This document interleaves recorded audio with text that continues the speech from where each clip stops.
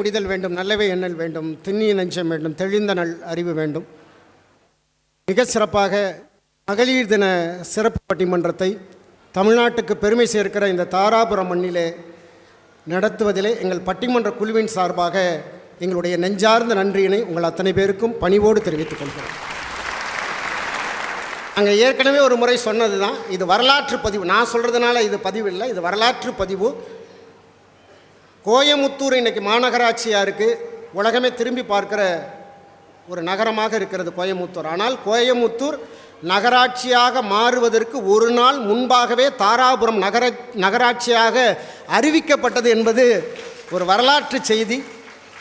நான் போன தடவை சொல்லும் போது அப்படியா இருக்குமோ அப்படின்னு எனக்கே ஆச்சரியமாக இருந்தது. அப்புறம் அதை உறுதிப்படுத்திட்டு தான் அந்த செய்தியை நான் சொன்னேன். அப்படி பெருமை வாய்ந்த மண், பாட்டாளிகளும் படிப்பாளிகளும் நிறைந்த இந்த மண்ணில் மகளிர் தின பட்டிமன்றம் நடத்துறதுல எங்களுக்கு ரொம்ப பெருமை. அதனால் மகளிர் தினங்கிறதுனால மகளிருக்கு மட்டும் இல்லை, உங்கள் எல்லாருக்குமே, ஏன்னா ஆண்களும் சேர்ந்து கொண்டாடணும் இல்லையா, உங்கள் அத்தனை பேருக்கும் மகளிர் தின நல்வாழ்த்துக்களை அன்போடு தெரிவித்துக் கொள்கிறோம். பொதுவாக அறிஞர் லெனின் தான் ஒரு வார்த்தை சொல்லுவார். பெண்களை பற்றி போது உலகத்தில் சரிபாதி பெண்கள் இருக்காங்க. உலகத்தில் சரிபாதி பெண்களை வைத்துக்கொண்டு, பெண்களை அடுப்படியிலே மட்டும் அடக்கி வைத்துக்கொண்டு நாம் உலகத்தில் மாற்றங்களை கொண்டு வந்து விடலாம் என்று நினைப்பது மூடத்தனம் அப்படின்னு சொல்லுவார். இன்னும் சரியாக சொல்லட்டுங்களா, ஒரு காலத்துல எல்லாம் குடும்பங்களே பெண்களை காப்பாற்றுங்கள், குடும்பங்களே பெண்களை காப்பாற்றுங்கள் என்று சொன்ன காலம் போய் இப்போது குடும்பங்களை எல்லாம் பெண்கள் காப்பாற்றுகிற காலத்தில் நாம் இருக்கிறோம். மாற்றம் நடந்திருக்குல்ல, நல்ல மாற்றங்கள் நிகழ்ந்திருக்குல்ல. அது ஒரு நல்ல மாற்றம் நிகழ்ந்த நேரத்தில் நாம ஏன் பாசிட்டிவாக, பெண்களுக்கு இன்னும் பிரச்சனை இல்லை முடிஞ்சிருச்சான்னா இருக்குது, பிரச்சனைகள் இல்லாமையா இருக்குது. ஆண்களுக்கு பிரச்சனை இருக்கும்போது பெண்களுக்கு பிரச்சனை இருக்காமதா? ஆனாலும் ஒரு மகிழ்ச்சியான ஒரு விஷயத்தை நம்ம பதிவு பண்ணாது. எப்போவுமே நெகட்டிவாகவே யோசிக்கக்கூடாது. இல்லை, போய் கன்னியாகுமரியில் நின்றுக்கிட்டு ஒருத்தன் யோசிச்சானா, அந்த பக்கம் திரும்பிட்டு இந்தியாவோட எல்லை முடிஞ்சு போச்சுன்னானா. அப்போ தான் ஒருத்தன் இந்த பக்கம் திரும்பி பார்த்து, இல்லை இந்தியாவோட எல்லை இங்கே தான் தொடங்குது அப்படின்னானா. அப்படி தானே பார்க்கணும். அதனால் பெண்கள் மகிழ்ச்சி எங்கே அதிகமாக இருக்குது? பிறந்த வீட்டில் 3 பெண்கள், புகுந்த வீட்டில் அப்படின்னு 3 ஆண்கள். நம்ம சார் சொன்ன மாதிரி நம்முடைய விவேகம் பள்ளியினுடைய தாளாளர் அங்கே ஐயா சொன்ன மாதிரி ரொம்ப சிரமம் தான். எனக்கு தான் இதில் சிரமம். ஏன்னா நான் 2 தான் தீர்ப்பு சொல்ல முடியுமா? ஏதாவது ஒன்று தான் சொல்லணும். ஒன்று பிறந்த வீடு, இல்லை புகுந்த வீடுன்னு சொல்லணும். ரொம்ப ஒரு சிரமமான சூழலில் ஒருவேளை ஆண்கள் நினைக்கலாம் இது நமக்கு சம்மந்தம் இல்லாத தலைப்போ அப்படிலாம் ஆண்கள் நினைக்காதீங்க. இந்த தலைப்பு உண்மையிலே நம்ம சம்மந்தப்பட்ட தலைப்பு தான். ஏன்னா அவங்க மகிழ்ச்சியாக இருக்காங்க அப்படின்னாலே நமக்கு ஏதோ பிரச்சனை இருக்குன்னு அர்த்தம். இல்லை, அந்த மகிழ்ச்சிக்கு நம்ம காரணமாக இருப்போம். இல்லை, அவங்களுக்கு பிரச்சனை இருக்குன்னா அதுக்கு ஒரு காரணமாக நம்மளும் இருப்போம். அதனால் இது ஆண்களுக்கு சம்பந்தம் இல்லாத தலைப்பெல்லாம் நினைக்க வேண்டாம். இந்த கல்யாணமான ஆண்களுக்காக ஒரு செய்தியை சொல்கிறேன். ஒரு கல்யாணமான ஆண்களுக்கு மட்டும் இப்போ நான் சொல்கிறது, இந்த யோகாவுக்கும் யோகத்துக்கும் ஒரு வித்தியாசம் இருக்குது தெரியுங்களா? நாம் அமைதியாக இருந்தால் அது யோகா, நம்ம மனைவி அமைதியாக இருந்தால் அது யோகம். கைதட்டுறவங்களுக்கு கொஞ்சம் யோகம் வாச்சிருக்குன்னு அர்த்தம். நீங்கள் நாங்கள் 7 பேரும் பேச போகிறோம். மேடையில் பேசுகிறது மட்டும் இல்லைங்க, நாம் எப்படி பேசணுங்கிறது நம்ம தமிழர்கள் பண்பாடை நம்ம கீழே கூட ஒருத்தட்ட எப்படி பேசணும்னு சொல்லி கொடுத்துருக்காங்க. இப்போ ஒரு ஊருக்கு, ஒரு கிராமத்துக்கு ஒருத்தன் புதுசாக போயிருக்கான். புதுசாக போனவன் அந்த ஊர்காரனை பார்த்து கேட்டிருக்கான், சார் இந்த ஊர் எப்படி சார் அப்படின்னு இருக்கான். அதுக்கு அந்த ஊர்காரன், அது உன் வாயை பொறுத்து அப்படின்னு இருக்கான். நீ ஒழுங்காக பேசலாம் இது நல்ல ஊர், நீ ஒழுங்காக பேசலைன்னு அது வேறு மாதிரி தான் இருக்கும்ன்றிருக்கான். நாம் பயன்படுத்துகிற வார்த்தை தானங்க நமக்கு வாழ்க்கையை தரும். நம்ம சரியாக பேசுனா எதிராளியும் நமக்கு சரியாக பேசுவான், நாம் தப்பாக பேசுகிறான் எதிராளியும் தப்பாக பேசுவாங்கிறது தானே நம்ம எப்படி சொல்லிக் கொடுக்குறோமோ அதானே. ஒருத்தனுக்கு சொல்லிக் கொடுத்தாங்க, அவனுடைய வேலையே பொய் சொல்கிறது தான், பொய் சாட்சி சொல்கிறது தான். எவ்வாறு நாளைக்கு கோர்ட்டுக்கு வந்துரு, உனக்கு சம்பளம் எப்பவும் போல் 1000 ரூபா சம்பளம், பொய் சாட்சி சொல்லணும். அதெல்லாம் சொல்லிடுவேன், கரெக்டாக சொல்லணும், அதெல்லாம் சொல்லிடுவேன். இங்கே பார், பாக்கி கோர்ட்டில் நீதிபதி கேட்பார், அந்த கொலை நடந்ததை பார்த்தியா அப்படின்னு கேட்பார். ஆமான்னு சொல்லு. எத்தனை மணின்னு கேட்பார். 11 மணின்னு சொல்லிடாத, சுமார் 11 மணின்னு சொல்லு அப்படின்னார். அதெல்லாம் சொல்லிடுவேன். இப்படி எல்லாமே நீ கரெக்டாக சொல்லாத, அப்படி சுமார்னு சேர்த்துக்க, அப்போ தான் கரெக்டாக இருக்கும். அதெல்லாம் இப்படி தான் எனக்கு பழக்கமாச்சே சொல்லிடுறேன்னா. அதே போல் போய் கூண்டில் நின்னா சத்திய பிரமாணம் வாங்குவாங்கல்ல, உன் பேர் என்னான்னு கேட்டிருக்காங்க, சுமார் ராமசாமின்னு இருக்கான். நம்மளால் எப்போவுமே அந்த ரொம்ப நம்மளால் ஒரு விஷயத்த சொல்லி கொடுத்தா அந்த பொட்டை மனப்பாடங்குவாங்கல்ல, அது மாதிரி ரொம்ப ஐக்கியமாக பாத்திரத்தோடு ஒன்றி போகிறதுங்கிற மாதிரி நம்ம வார்த்தைகள் தானேங்க வாழ்க்கை. நம்ம எப்படி அதை பயன்படுத்துகிறோங்கிறதான வாழ்க்கையாக இருக்க முடியும். எனக்கு என்ன ரொம்ப சந்தோஷமாக இருக்குன்னா, ஒரு மகளிர் தின பட்டிமன்றம் தாராபுரத்தில் நடக்குது. ஆண்களுக்கு நிகரான்னு சொல்கிறத விட ஆண்களை விட அதிகமான பெண்கள் கூட்டம் வந்திருக்கிறது எங்களுக்கு உண்மையிலே பெருமையாக இருக்குது. உண்மையிலே இந்த நிகழ்ச்சிக்கு நாங்கள் நிறைய பேரை சொல்லி நன்றி சொல்ல கடமைப்பட்டிருக்கோம். குறிப்பாக நான் சொல்லணும் அப்படின்னா, இந்த நிகழ்ச்சியை ஒருங்கிணைச்சு இந்த நிகழ்ச்சியினுடைய இயக்குனராகவும் ஒருங்கிணைப்பாளராகவும் கிட்டத்தட்ட அவர் இந்த ஊர் மட்டும் இல்லை, தமிழ்நாட்டில் பல நகரங்களில் மிகச்சிறப்பாக, உங்களுக்கு தெரியும் இந்த மாதிரி ஒரு நிகழ்ச்சி நடத்துறதுங்கிறது ஒரு திருமணத்தை நடத்துறதை விட மிகச்சிரமம். நல்ல மனிதர்களை ஒருங்கிணைத்து அவங்கள தேர்ந்தெடுத்து அவங்களெல்லாம் ஒரு இடத்தில் வர வைத்து இப்படி ஒரு பிரம்மாண்டத்தை கொடுக்கணும்னா அவரால் தான் முடியும். அவருடைய சொந்த ஊர் உடுமலைப்பேட்டையாக இருந்தாலும் இன்றைக்கு தமிழ்நாடு அறிந்த ஒரு அற்புதமான நிகழ்ச்சியினுடைய ஒருங்கிணைப்பாளராக இயக்குனராக இருக்கக்கூடிய ஆனந்த்குமார் அவர்களுக்கு ஒரு நல்ல கைதட்டலை நம்ம கொடுக்கலாம். இந்த நிகழ்ச்சி மிகச்சிறப்பாக உங்களுக்கு வழங்கி கொண்டிருக்கிற, ஏன்னா இப்படி ஒரு சிறப்பான நிகழ்ச்சி நடக்கணும்னு விளம்பரதாரர்கள் ஒத்துழைப்பு இல்லாமல் ஒரு நிகழ்ச்சி நடக்க முடியாது. மரியாதைக்குரிய விவேகம் கல்வி குழுமத்தை சார்ந்த பெருமக்களுக்கும், மகரிஷி அரிசி உயர் சுவையின் மகிமை அந்த மகரிஷி அரிசி நிறுவனத்தை சார்ந்த உரிமையாளர்களுக்கும், new Mailam silks and readymades நிறுவனத்தை சார்ந்த உரிமையாளர்களுக்கும், ஜேகேஎஸ் இட்லி மொத்த விற்பனையாளர்கள் அவர்களுக்கும், அதே போல் ஐஸ்வர்யா ஜுவல்லரி நிறுவனத்தை சார்ந்த பெருமக்களுக்கும், ரூட்ஸ் பவுண்டரி எக்யூப்மெண்ட் நிறுவனத்தை சார்ந்த பெருமக்களுக்கும், நெல்லை லாலா ஸ்வீட்ஸ் நிறுவனத்தை சார்ந்த பெருமக்களுக்கும், இன்னும் இந்த நிகழ்ச்சி சிறப்புற நடப்பதற்கு காரணமாக இருந்த விளம்பரதாரர்கள், இந்த நிகழ்ச்சியிலே மேடையிலே வந்து குத்துவிளக்கேற்றி நிகழ்ச்சியை தொடங்கி வைத்த பெருமக்கள், மேடையிலே விருதை பெற்ற விருதாளர்கள், இந்த நிகழ்ச்சியை வந்து சிறப்பித்து நிறைவர இருந்து பெருமை சேர்த்திருக்கிற உங்கள் அத்தனை பேருக்கும் மீண்டும் எங்கள் குழுவின் சார்பாக நெஞ்சார்ந்த நன்றியினை அன்போடு தெரிவித்துக் கொள்கிறோம். இன்னைக்கு ரொம்ப மகளிர் தினம் அப்படிங்கிறதுனால ரொம்ப அவசியமான தலைப்பு ஒன்று, பெண்கள் அதிக மகிழ்ச்சியாக இருப்பது அப்படி வச்சுக்கலாம், அல்லது பெண்கள் பெரிதும் மகிழ்ச்சியாக இருப்பது பிறந்த வீட்டிலா புகுந்த வீட்டிலா.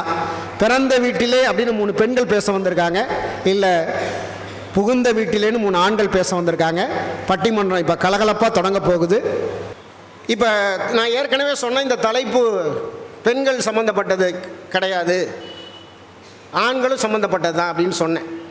ஏன்னா நான் ஏற்கனவே சொன்ன மாதிரி பெண்களுடைய மகிழ்ச்சிக்கு ஆண்கள் காரணமாக இருக்கலாம், பெண்களுடைய சிரமத்துக்கும் ஆண்கள் காரணமாக இருக்கலாம்ல.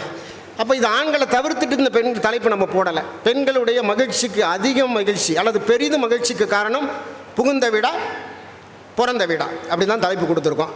இப்போ பிறந்த வீடு அப்படின்னா ஈஸியாக சொல்லிடுறாங்க, அம்மா வீடு.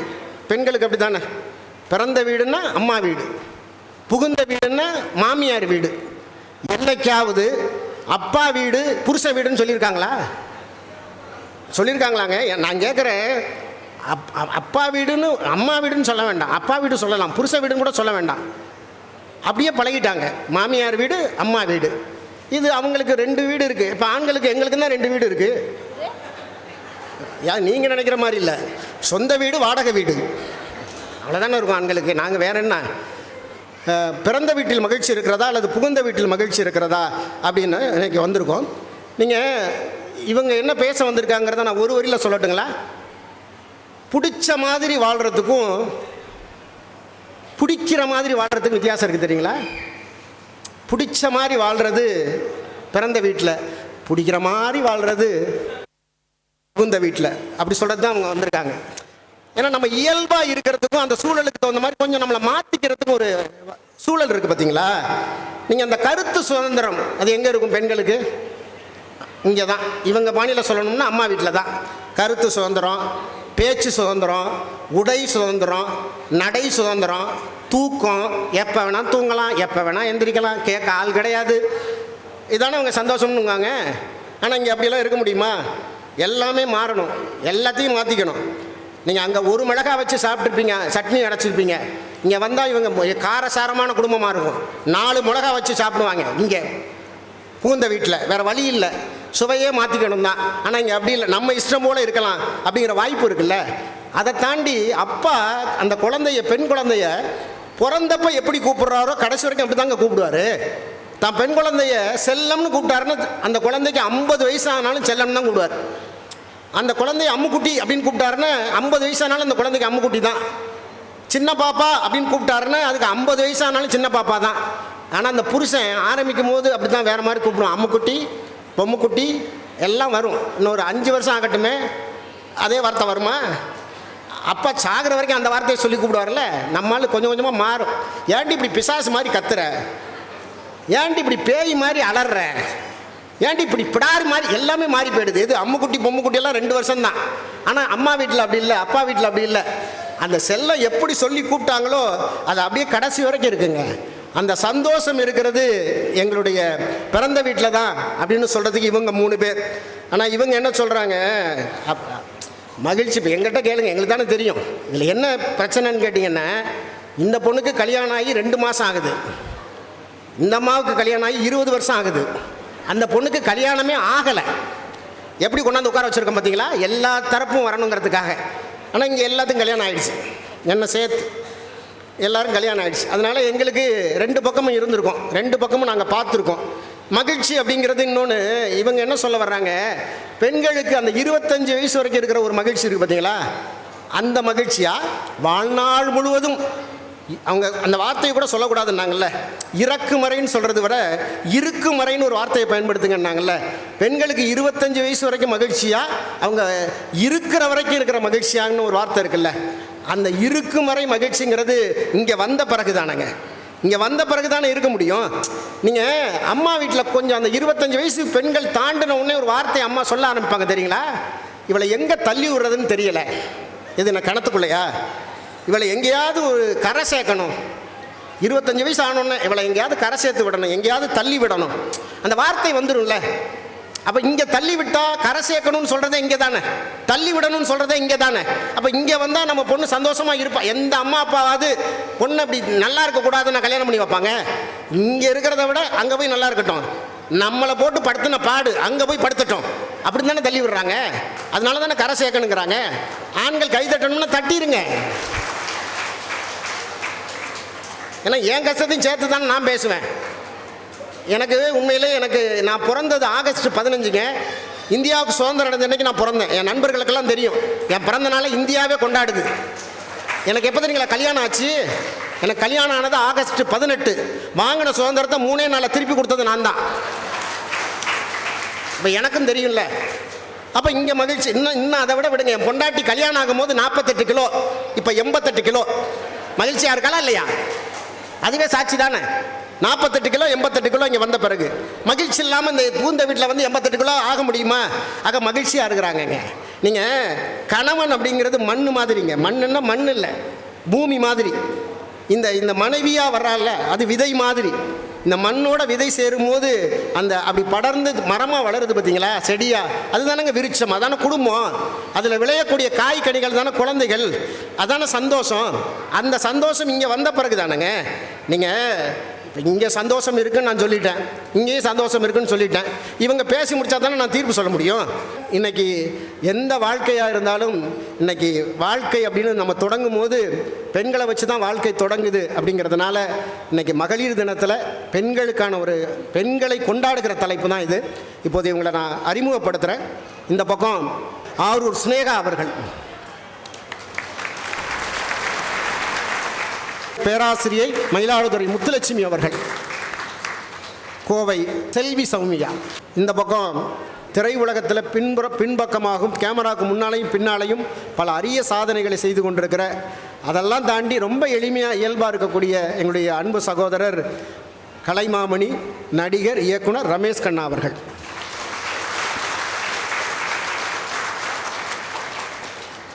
இன்றைக்கு உலகம் முழுவதும் வளம் வந்து கொண்டிருக்கக்கூடிய அன்பு சகோதரர் நாஞ்சில் விஜயன் அவர்கள். பேச்சாளர் கோவை தனபால் அவர்கள். உண்மையிலேயே பேச்சாளர்களை அறிமுகப்படுத்திட்டோம். உண்மையிலே பார்வையாளர்களாக நீங்கள் வந்திருக்கீங்க. உங்களுக்கும் எங்களுக்குமான வித்தியாசம் என்ன தெரியுங்களா? நாங்கள் என்ன தெரியுமா நினைப்போம், மேடையில் உட்காந்துருக்க நாங்கள் கொஞ்சம் நல்ல பார்வையாளர்களாக நல்ல ஆடியன்ஸாக வந்தால் நல்லாயிருக்கும், நல்லா சிரித்து கைதட்டுற ஆடியன்ஸாக வந்தால் நல்லாயிருக்கும்னு நாங்கள் நினைப்போம். நீங்கள் என்ன தெரியுமா நினைப்பீங்க, நல்லா பேசக்கூடிய, ரொம்ப நம்மளெல்லாம் சந்தோஷப்படுத்தக்கூடிய, நல்ல கருத்துக்களை சொல்லக்கூடிய பேச்சாளர் வந்தால் நல்லாயிருக்கும்னு நீங்கள் நினைப்பீங்க. உண்மையாக சொல்லணுன்னு நாங்கள் எதிர்பார்த்த மாதிரி நீங்கள் இருக்கீங்க, நீங்கள் எதிர்பார்த்த மாதிரி நாங்களும் இருப்போங்கிற உத்தரவாதத்தை கொடுத்து உங்கள் கைத்தட்டலோடு உடனடியாக செல்வி சௌமியா அவர்கள் வருகிறார். அறிவை வளர்ப்பது கல்வி, அறிஞர்களை உருவாக்குவது கல்வி. Yes, education is the most powerful weapon and discipline is the way to use it. இப்படி படிப்பு, ஒழுக்கம், வெற்றின்னு மூன்றுக்கும் ஒரு முகவரியா திகழக்கூடிய இடம்தான் Vivekam group of schools Dharapuram. நம்ம விவேகம்ல சிபிஎஸ்இ ஸ்கூலும் இருக்கு, மெட்ரிகுலேஷன் ஸ்கூலும் இருக்கு. ரெண்டுமே டாப் லெவல்ல இருக்கு. வேற என்னங்க வேணும்? அறிவுக்கும் ஒழுக்கத்திற்குமான ஒரே ஸ்கூல் அது விவேகம் ஸ்கூல். இது உங்களுக்கான ஸ்கூல். மகரிஷி அரிசி, மகரிஷி கிச்சடி பொன்னியரிசி, மகரிஷி ராஜபோகம் பொன்னியரிசி, மகரிஷி ஜீரா பொன்னியரிசி. உங்கள் வீட்டு தேவைக்கு கேட்டு வாங்குவீர் மகரிஷி அரிசி. எத்தனை தொழிற்சாலைகள் இந்த திருப்பூர் மாவட்டத்துக்கு வந்தாலும், எத்தனை முதல் தலைமுறை பட்டதாரிகள் எங்களோட கிராமத்திலிருந்து உருவானாலும், என்னைக்குமே கடைசி தலைமுறை விவசாயியா இருக்க மாட்டோம்னு தங்களோட மண்ணை பொண்ணா பார்க்குற தாராபுரம் மக்களுக்கு என்னோட முதல் வணக்கம். எங்களுடைய நடுவர் மற்றும் என்னோட சக பேச்சாளர்களுக்கு வணக்கத்தை சொல்லி நான் தொடங்க விரும்புகிறேன். பெண்கள் மகிழ்ச்சியாக இருப்பது பிறந்த வீடுன்னு பேச வந்திருக்கேன். நடுவரையா கூட சொன்னாரு, ஏன் எங்களுக்கு பிறந்த வீடு புகுந்த வீடுங்கிற மாதிரி எங்களுக்கும் 2 வீடு இருக்குல்லன்னு நகைச்சுவையா சொன்னாரு. அவங்களுக்கு அதை பத்தி நம்ம ஏன் பேசல தெரியுமா? அதுக்கு தான் சார் சொல்லி வச்சாங்க, தாய்க்கு பின் தாரம்னு சொல்லிட்டு ஒரு ஆண்களுக்கு அந்த தாயினுடைய அன்பும் அரவணைப்பும் திருமணத்திற்கு பிறகு மனைவி மூலமா கிடைக்குது. ஆனா எங்களுக்கு அப்படியா நடுவரையா?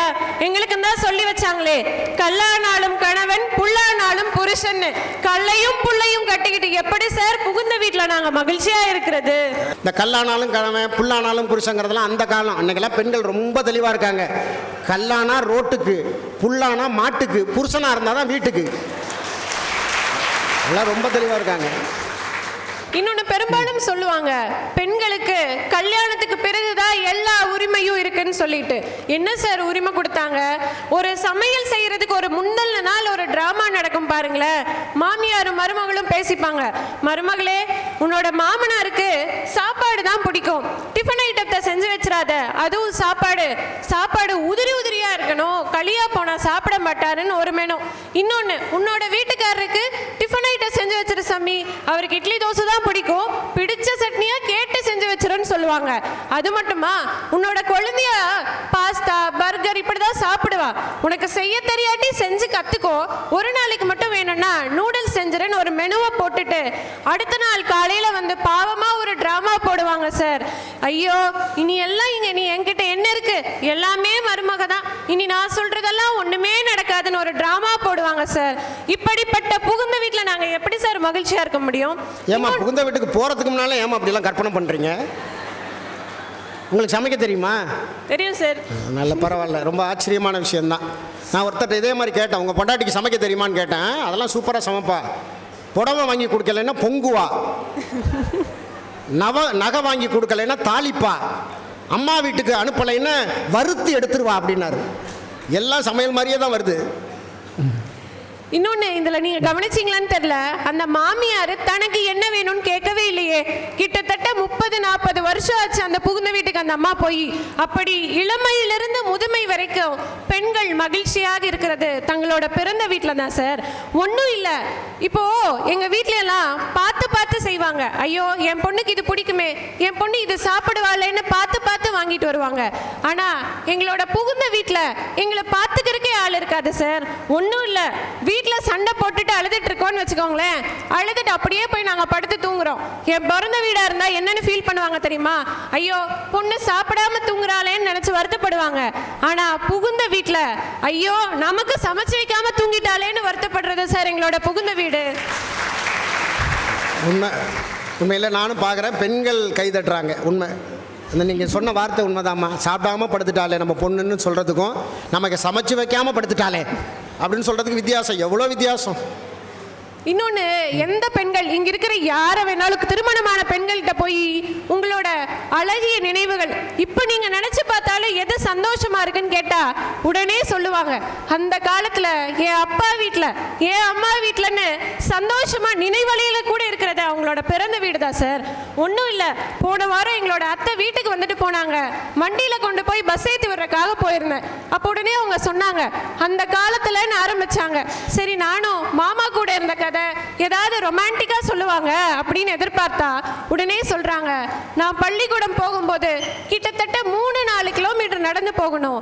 எப்பயாவது உங்க அப்பா எதிர்த்தாப்புல வந்தாருன்னா என்னை கொண்டு போய் விட்டு கூட்டு போவாருன்னு நான் வண்டியில கூட்டு போன உடனே அவங்களுக்கு ஞாபகம் வந்தது பிறந்த வீடு தானே நடுவரையா. இன்னொரு விஷயம் சொல்றேன், திருமணம் அப்படிங்கிறது மகிழ்ச்சியான விஷயம் தான்.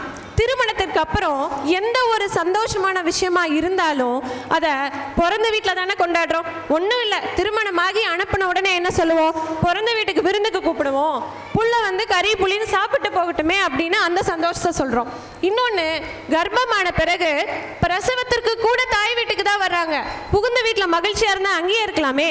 7வது மாதம் வளைகாப்பு நடத்தி புகுந்த வீட்டிலிருந்து பிறந்த வீட்டுக்கு வர்றாங்க. காரணம் என்ன தெரியுமா? தாய்மையை நாங்கள் உணரும் போது நாங்கள் தேடுறதும் எங்களுடைய பிறந்த வீடு தான். அப்போ அப்படிப்பட்ட கர்ப்ப காலத்திலையும் நாங்கள் மகிழ்ச்சியை தேடி வர்றது எங்களோட பிறந்த வீடு தான் நடுவரையா. முன்னாலெல்லாம் இந்த வளகாப்பு போட்டு தான் முதல் குழந்தைக்கு வளகாப்பு போட்டு தான் அம்மா வீட்டுக்கு அழைச்சிட்டு போவாங்க. இப்போல்லாம் பொண்ணுங்க 3வது மாதத்துக்கு அம்மா வீட்டுக்கு வந்துடுது, நான் இங்கே சந்தோஷமாக இருக்கிறேன்னு. ஆனால் உண்மையிலே இப்போ பெண்கள் ஆசைப்படுறது அப்படி தான். அந்த எல்லா நேரமும் அப்படி ஒரு மகிழ்ச்சியாக இருக்கணும்னா அப்படி அம்மா வீட்டுக்கு போனால் ஒரு சந்தோஷம். ஒரு 3 நாள் இருந்தால் அப்படி எனர்ஜி ஏற்றிட்டு வருவாங்க தெரியுங்களா. அந்த எனர்ஜியெல்லாம் நம்மகிட்ட தான் காட்டுவாங்க. இன்னொன்று சொல்கிறேன், ஒன்றும் இல்லை, இங்கே பெரும்பாலும் விவசாய பெருமக்கள் இருக்கனால நான் அதை சம்மந்தப்பட்ட ஒரு எடுத்துக்காட்டு சொல்ல விரும்புகிறேன். ஒன்றும் இல்லை, இப்போ ஒரு நம்ம வெள்ளாமை பண்ணுறோம், அது குத்தகைக்கு நிலம் பிடிக்கிறோன்னு வச்சுக்கோங்களேன். ஒரு 3 மாதம் இல்லை 6 மாதம் நமக்கு அந்த நிலம் சொந்தம். அப்போது ஒரு பயிரிட்டதுக்கப்புறம் வெள்ளாமையை எடுத்ததுக்கப்புறம் என்ன பண்ணுவோம், முடிஞ்சால் ஒரு உழவு ஓட்டி கொடுப்போம், இல்லையா அப்படியே விட்டுட்டு வந்துடுவோம். இதே சொந்த நிலமாக இருந்தால் என்ன பண்ணுவோம், காலத்துக்கு மழை தண்ணி எப்போ இருக்கோ அப்போ பார்த்து நல்லா உழுது வச்சு களை எல்லாம் அண்டாம மருந்து எருவுன்னு போட்டு பக்குவமா வச்சிருப்போமா இல்லையா. அப்படிதான் சார் இந்த பெண்களும். எங்களுடைய புகுந்த வீடுங்கிறது அவங்களோட தேவைக்கு மட்டும்தான். ஏதாவது ஒரு பண்டிகை வருதா, இவட்ட சொன்னா இதை செஞ்சு வச்சிருவாளே, இதை பண்ணிடுவாளேன்னு அவங்களுக்கு ஏதாவது வேணுங்கும் போது தான் எங்களை பார்த்துக்கிறாங்க.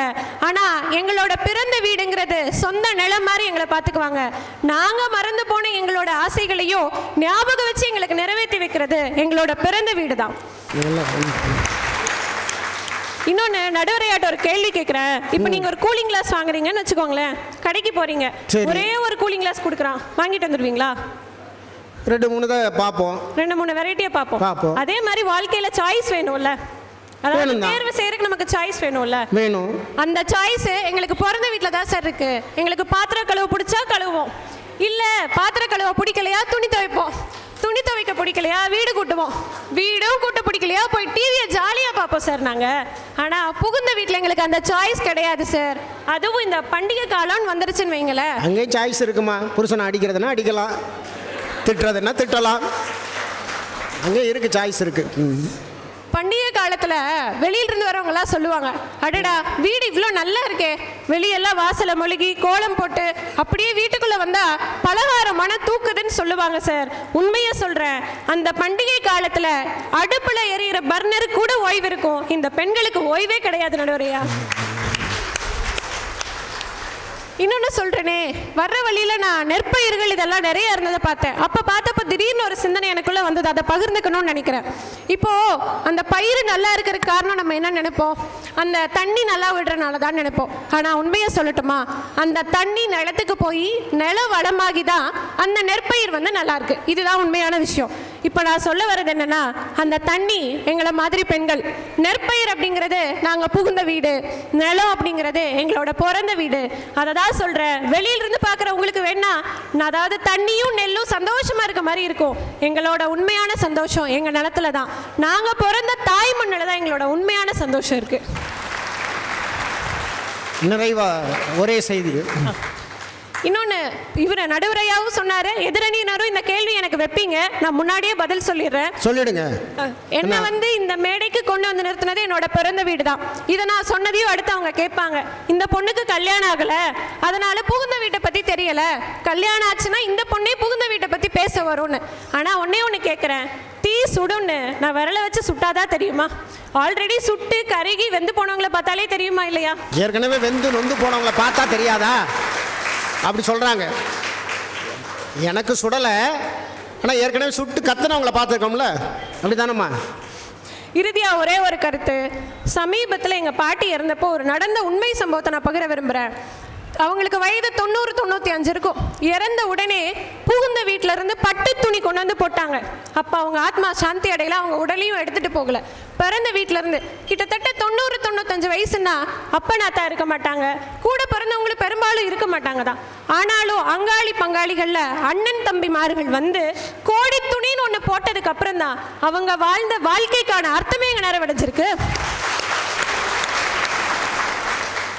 இறுதியா இப்படி சொல்லி நிறைவு செய்கிறேன் நடுவர் அவர்களே, பிறந்த வீட்டு மகிழ்ச்சியை நினைத்துதான் பெண்கள் புகுந்த வீட்டில் மகிழ்ச்சியாக இருக்கிறார்களே தவிர புகுந்த வீட்டில் பெண்கள் மகிழ்ச்சியாக இல்லை, பிறந்த வீட்டிலே மகிழ்ச்சியாக இருக்கிறார்கள். வாய்ப்பளித்தமைக்கு நன்றி பாராட்டி அமர்கிறேன். MBA படிச்சிருக்காங்க, திருமணம் ஆகலை, இருந்தாலும் டீ சுடும் அப்படின்னு முன்னாலே தெரிஞ்சுக்கிட்டாங்க. அது பிரச்சனை தானே. ஆனாலும் கல்யாணம் பண்ணணும், நீங்களும் புகுந்த வீட்டுக்கு போகணும், யாம் பெற்ற இன்பம் இந்த வையகம் பெருகுங்கிற மாதிரி உங்கள் அம்மா உங்கள் பாட்டி இவங்கெல்லாம் பெற்ற அந்த சந்தோஷத்தை நீங்களும் அனுபவிக்கணும் அப்படின்னு இவங்க எல்லார் சார்பாகவும் ஒரு கைத்தட்டல் அவங்களுக்கு கொடுங்க. சீக்கிரமே உங்களுக்கு திருமணம் ஆகணுமா? ஆமாம், அதை தாண்டி ரொம்ப நிறைவாக பேசுனாங்க. அந்த வயசில் என்ன பேசணுமோ, அந்த சூழலில் என்ன பேசணுமோ அந்த இடத்துல இருந்து அழகாக நிறைவாக பேசியிருக்காங்க. உண்மையிலே யோசிச்சு பாருங்கள், ஒரு பட்டாம்பூச்சி மாதிரி இருக்குங்க அந்த வாழ்க்கை. பெண்களுக்கு நான் பார்த்துட்டு பட்டாம்பூச்சி மாதிரியான சிறகடிச்சு பறக்கிற அந்த அம்மா வீட்டில் என்ன வேணால் என்ன உடை கொடுத்தாலும் யார் கேட்க போகிறா? கேட்டாலும் நம்ம கேட்பாங்களா? அவங்க அப்பா அம்மா பேச்சை கேட்பாங்களா அந்த வயசில் பிறந்த வீட்டில்? அதெல்லாம் நடக்காது. பட்டாம்பூச்சி மாதிரி அப்படி. ஆனால் இங்கே வந்தால் கூண்டு கிளி கொஞ்சம் அடைச்சி தான் வைக்கணும், வேறு வழி இல்லை. அதை செய்யாத இதை செய்யாத, ஊர் என்ன நினைக்க, அவங்க என்ன நினைப்பாங்க, அப்படிலாம் 1008 கண்டிஷன் போடுறது இங்கே வந்தோன்னே. ஆனால் இங்கே அப்படி இல்லை அப்படின்னு அவங்க சொன்னதில் நியாயம் இருக்குது. அது அவ்வளோ சந்தோஷமான வாழ்க்கை அப்படின்னு அழகாக சொல்லி முடிச்சிருக்காங்க. அதற்கு பதில் சொல்லணும் உங்கள் கைத்தட்டலோடு கோவை தனபால் அவர்கள். அறிவை வளர்ப்பது கல்வி, அறிஞர்களை உருவாக்குவது கல்வி. Yes, education is the most powerful weapon and discipline is the way to use it. இப்படி படிப்பு, ஒழுக்கம், வெற்றின்னு மூன்றுக்கும் ஒரு முகவரியா திகழக்கூடிய இடம்தான் Vivekam group of schools Dharapuram. நம்ம விவேகம்ல CBSE ஸ்கூலும் இருக்கு, மெட்ரிகுலேஷன் ஸ்கூலும் இருக்கு, ரெண்டுமே டாப் லெவல்ல இருக்கு. வேற என்னங்க வேணும்? அறிவுக்கும் ஒழுக்கத்திற்குமான ஒரே ஸ்கூல் அது விவேகம் ஸ்கூல். இது உங்களுக்கான ஸ்கூல். மகரிஷி அரிசி, மகரிஷி கிச்சடி பொன்னியரிசி, மகரிஷி ராஜபோகம் பொன்னியரிசி, மகரிஷி ஜீரா பொன்னியரிசி. உங்கள் வீட்டு தேவைக்கு கேட்டு வாங்குவீர் மகரிஷி அரிசி. எண்கள் இல்லாமல் கணிதம் இல்லை, பெண்கள் இல்லாமல் இந்த உலகமே இல்லை என்பதை நிரூபித்துக் கொண்டிருக்கின்ற அத்துணை மகளிருக்கும் என்னுடைய மகளிர் தின வாழ்த்துக்களை இந்த தொலைக்காட்சி வாயிலாக தெரிவித்துக் கொள்ளுகின்றேன். நடுவர் அவர்களே, ஒரு பெண் மகிழ்ந்திருப்பது பிறந்த வீட்டிலா புகுந்த வீட்டிலா? அநேகமா இந்த சைடு 3 பேர்த்தையுமே பெண்களை தான் போட்டிருக்கணும். பெண் வேஷம் போடுறாங்கிறக்காகவே விஜயன் தலைமையில எங்களை எல்லாம் இந்த அடியில் உட்கார வச்சது எங்களுக்கு ஒரு கேள்விக்குறியா தான் இருக்குது. இருந்தாலும் நாங்களும் ஒரு பெண்ணாக நினைத்து கொண்டு எங்கு மகிழ்ச்சியாக இருக்கும் என்பதை கற்பனை செய்து கொண்டு பேச தயாராகிவிட்டோம். ஒன்றை சொல்லுகின்றேன், ஒரு தாயிற்கு மகளாக இருப்பதை விட, ஒரு தாய்க்கு மகளாக இருப்பதை விட ஒரு மகளுக்கு தாயாக இருப்பதுதான் பெண்ணிற்கு பெருமையும் மகிழ்ச்சியும் இருக்குமே தவிர. அது தெரிஞ்சுக்கமா, இப்ப தெரியாது, அப்புறம் தெரியும். அதான் நடுவரவுல நிஜம். நீங்க சொன்னீங்க பிடிச்ச மாதிரி வாழ்ற வாழ்க்கை பிறந்த வீட்டுல, பிடிக்கிற மாதிரி வாழ்ற வாழ்க்கை புகுந்த வீட்டிலன்னு சொன்னீங்க. நான் மறுக்கவில்லை, அப்படியே ஏற்றுக்கொள்ளுகிறேன். பிடிச்ச மாதிரி வாழ்ற வாழ்க்கை பிறந்த வீட்டுல, எல்லாருக்கும் பிடிக்கிற மாதிரி ஒரு பெண் வாழ்ற வாழ்க்கை தான் புகுந்த வீட்டுல. அந்த வாழ்க்கைக்கு தான் மதிப்பும் மரியாதையும் பெருமையும் கிடைக்கும். அதுல மாற்று கருத்தே இல்லை. பிறந்த வீட்டில் நீங்க இளவரசியா இருக்கலாம், புகுந்த வீட்டில் வந்து இளவரசி என்ன ஏமாந்தா போயிடுறீங்க. பிறந்த வீட்டில் இளவரசியா இருந்த பெண்கள் புகுந்து வீட்டுக்கு வருகின்ற பொழுது பட்டத்து மகாராணிகளாக ஆட்சி அமைக்கிறீர்களே, இதை விட பெருமை உங்களுக்கு என்னமா வேணும்? இளவரசி பெருசா பட்டத்து ராணி பெருசா? இந்த அம்மா சொல்லுது உரிமை எங்க இருக்கு, எங்களுக்கு உரிமை எங்க இருக்கு? மாமியா சட்னி அரைச்சிட்டியான்னு கேட்கிறாப்புல, மாமனார் அந்த பேப்பர் எடுத்துட்டியான்னு கேட்கிறாப்புல. இதெல்லாம் சின்ன சின்ன பிரச்சனை எல்லாம் ஒரு பிரச்சனையா நான் கேட்கிறேன். உரிமை என்பது நீங்க சொன்ன மாதிரி ஒரு 3 மாசம் 6 மாசத்து வரைக்கும் தான் நீங்க பயந்த மாதிரி இருப்பீங்க. எலெக்ஷன் வருது சொல்றேன், அதுக்கு தகுந்த மாதிரி ஓட்டு கேட்டு வர்ற வேட்பாளர் மாதிரி முதல்ல ஒரு 6 மாசத்துக்கு ஆமாங்க மாமா சரிங்கத்த அப்படிங்கத்த இப்படிங்கத்த இப்படிங்கத்த 6 மாசம் ஆச்சுன்னா பதவி ஏத்த மந்திரி மாற நீங்க அங்க உட்காருங்க. தோணுன்னு பேசாதீங்க மாமா, கொஞ்சம் வெளியே கோயில் கேட்டு போயிட்டு வாங்க. அத்தை எனக்கு தெரியும் கொஞ்சம் அப்படி சொன்னா கெட்ட வார்த்தை ஆயிருமா, அதனால சிம்பிள் அந்த அம்மா 50 வருஷமா அந்த வீட்டுக்கு மருமகளா இருப்பா. ஒரே 6 மாசத்துல புது மருமக வந்து ஸ்டாப் அப்படின்னு நிறுத்தி போடுவாப்புல. உரிமை இல்லைன்னு சொல்றது ஏத்துக்க முடியாதுங்க. நடுவர் வர ரைட்ஸ் புருஷங்கிட்ட மட்டும் இல்ல, புருஷனை சுத்தி இருக்கிற அத்தனை பேர்த்தோட ரைட்ஸ் தான் கையில வச்சுட்டா தான் திருப்தி மகிழ்ச்சி. அந்த வாழ்க்கை புகுந்த வீட்டுல கிடைக்காம பிறந்த வீட்டுல கிடைச்சிருமாமா? நான் கேட்கிறேன், யோசனை பண்ணி பாருங்க சார். பையனோ பிள்ளையோ அம்மா அப்படின்னு கூப்பிடுறது அது உலக இயற்கை, அதுல ஒன்றும் பெரிய வித்தியாசம் இல்லை. ஆனா அப்பங்காரன் கூப்பிடுவா, ஏமா சாப்பிட்டியாமா, ஏமா ஸ்கூலுக்கு போனையாமா, பெத்த மகளை அம்மான்னு கூப்பிடுவா. அது ஒரு வகையான மகிழ்ச்சி மனநிறைவு. இதை விட சார் கட்டின புருஷன் கேட்பான், ஏமா அந்த சட்னி கொஞ்சம் மாத்தி வச்சிருமா, மிரளுவான். அடிபொடி பாடி போடி அதெல்லாம் எந்த காலம், அதெல்லாம் நான் நூற்றாண்டு காலத்துக்கு முன்னாடி. இப்பெல்லாம் ஏமா நான் ஆபீஸ் போட்டா வேண்டாமா, ஏமா எங்க அக்கா வரேன்னு சொன்னாங்க வர சொல்லட்டுமா வேண்டாமா? ஒவ்வொரு பதிலையும் ஹோம் மினிஸ்டர் கிட்ட கேட்டுட்டு தான் இந்தியால ஹோம் மினிஸ்டர் கிட்ட கேட்டுட்டு நடக்குதோ இல்லையா, வீட்டுல ஹோம் மினிஸ்டர் கேட்டுதான் ஒவ்வொன்றும் நடக்குது. நடுவரில் எனக்கு சௌமியா மேல கோபம் இல்லை, ஏன்னா பாவம் இன்னும் கல்யாணம் ஆகல. எல்லாத்துக்கும் உவமை சொல்லிட்டே இருந்தது. நாங்க மண் சொந்த பூமி, நாங்க இங்க தான் மகிழ்ச்சியா இருக்கிறோம். இன்னும் சொந்த பூமியிலேயே இருக்குது. இந்த நெல் நாற்று மாற்று இடத்துக்கு நட்டாத்தான் இதுக்கு மதிப்பு வருங்கிறது உன்னை இந்த நடாத நெல் நாற்றுக்கு இன்னும் தெரியவில்லை.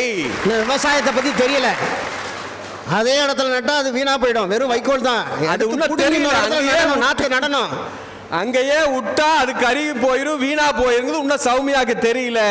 அந்த பிறந்த வீட்டிலிருந்து புகுந்து வீட்டில் கொண்டு போய் நாற்றை மாற்றி நற்றாத்தான் செழிப்பாகும் பெருமையாகும் என்பதே தெரியவில்லை பாவம். அதை விட கொடுமை என்னன்னா, தீயினா சுடுங்கிறது மட்டும்தான் சொல்லி கொடுத்துருக்குறாங்க. தீயினா சுடும் எங்களுக்கு தெரியாதுங்களா? நான் கல்யாணம் முடிச்சா தான் நான் கண்டுபிடிக்க முடியுமா பிறந்த வீட்டில் என்ன கொடுமை இருக்குன்னு? இதுதான் மன்னிக்க வேண்டும். தீ என்றால் சுடுவதற்கு மட்டுமல்ல, தீ சாப்பிடுவதற்கும் பயன்படும், சமைப்பதற்கும் பயன்படும், குளிப்பதற்கும் பயன்படும், ஏன் தேவையில்லாதவற்றை எரிக்கவும் பயன்படும். அதுதான் தீயினுடைய சிறப்பு. நீங்க சுடும் சுடும் சுடும் என்றே நினைத்துக் கொள்ளாதீர்கள். ஏனென்று சொன்னால் புகுந்த வீடு எரிப்பதற்காக அல்ல, கெட்டவைகளை எரித்து விட்டு நாம் ஜெகஜோதியாக தீபமாக இருப்பதற்குத்தான் புகுந்த வீடு இருக்குது.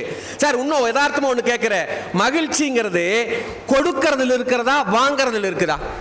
நீங்க யோசனை பண்ணி பாருங்க. இன்னைக்கு போங்க முன்னாடி பிஸ்கட்டும் டீயும் கிடைச்சது, வாங்கி குடிச்சிட்டோம் மகிழ்ச்சி.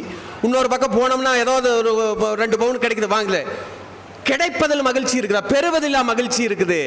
நிரந்தரமான மகிழ்ச்சி, பெரிய மகிழ்ச்சி எது தெரியுமா?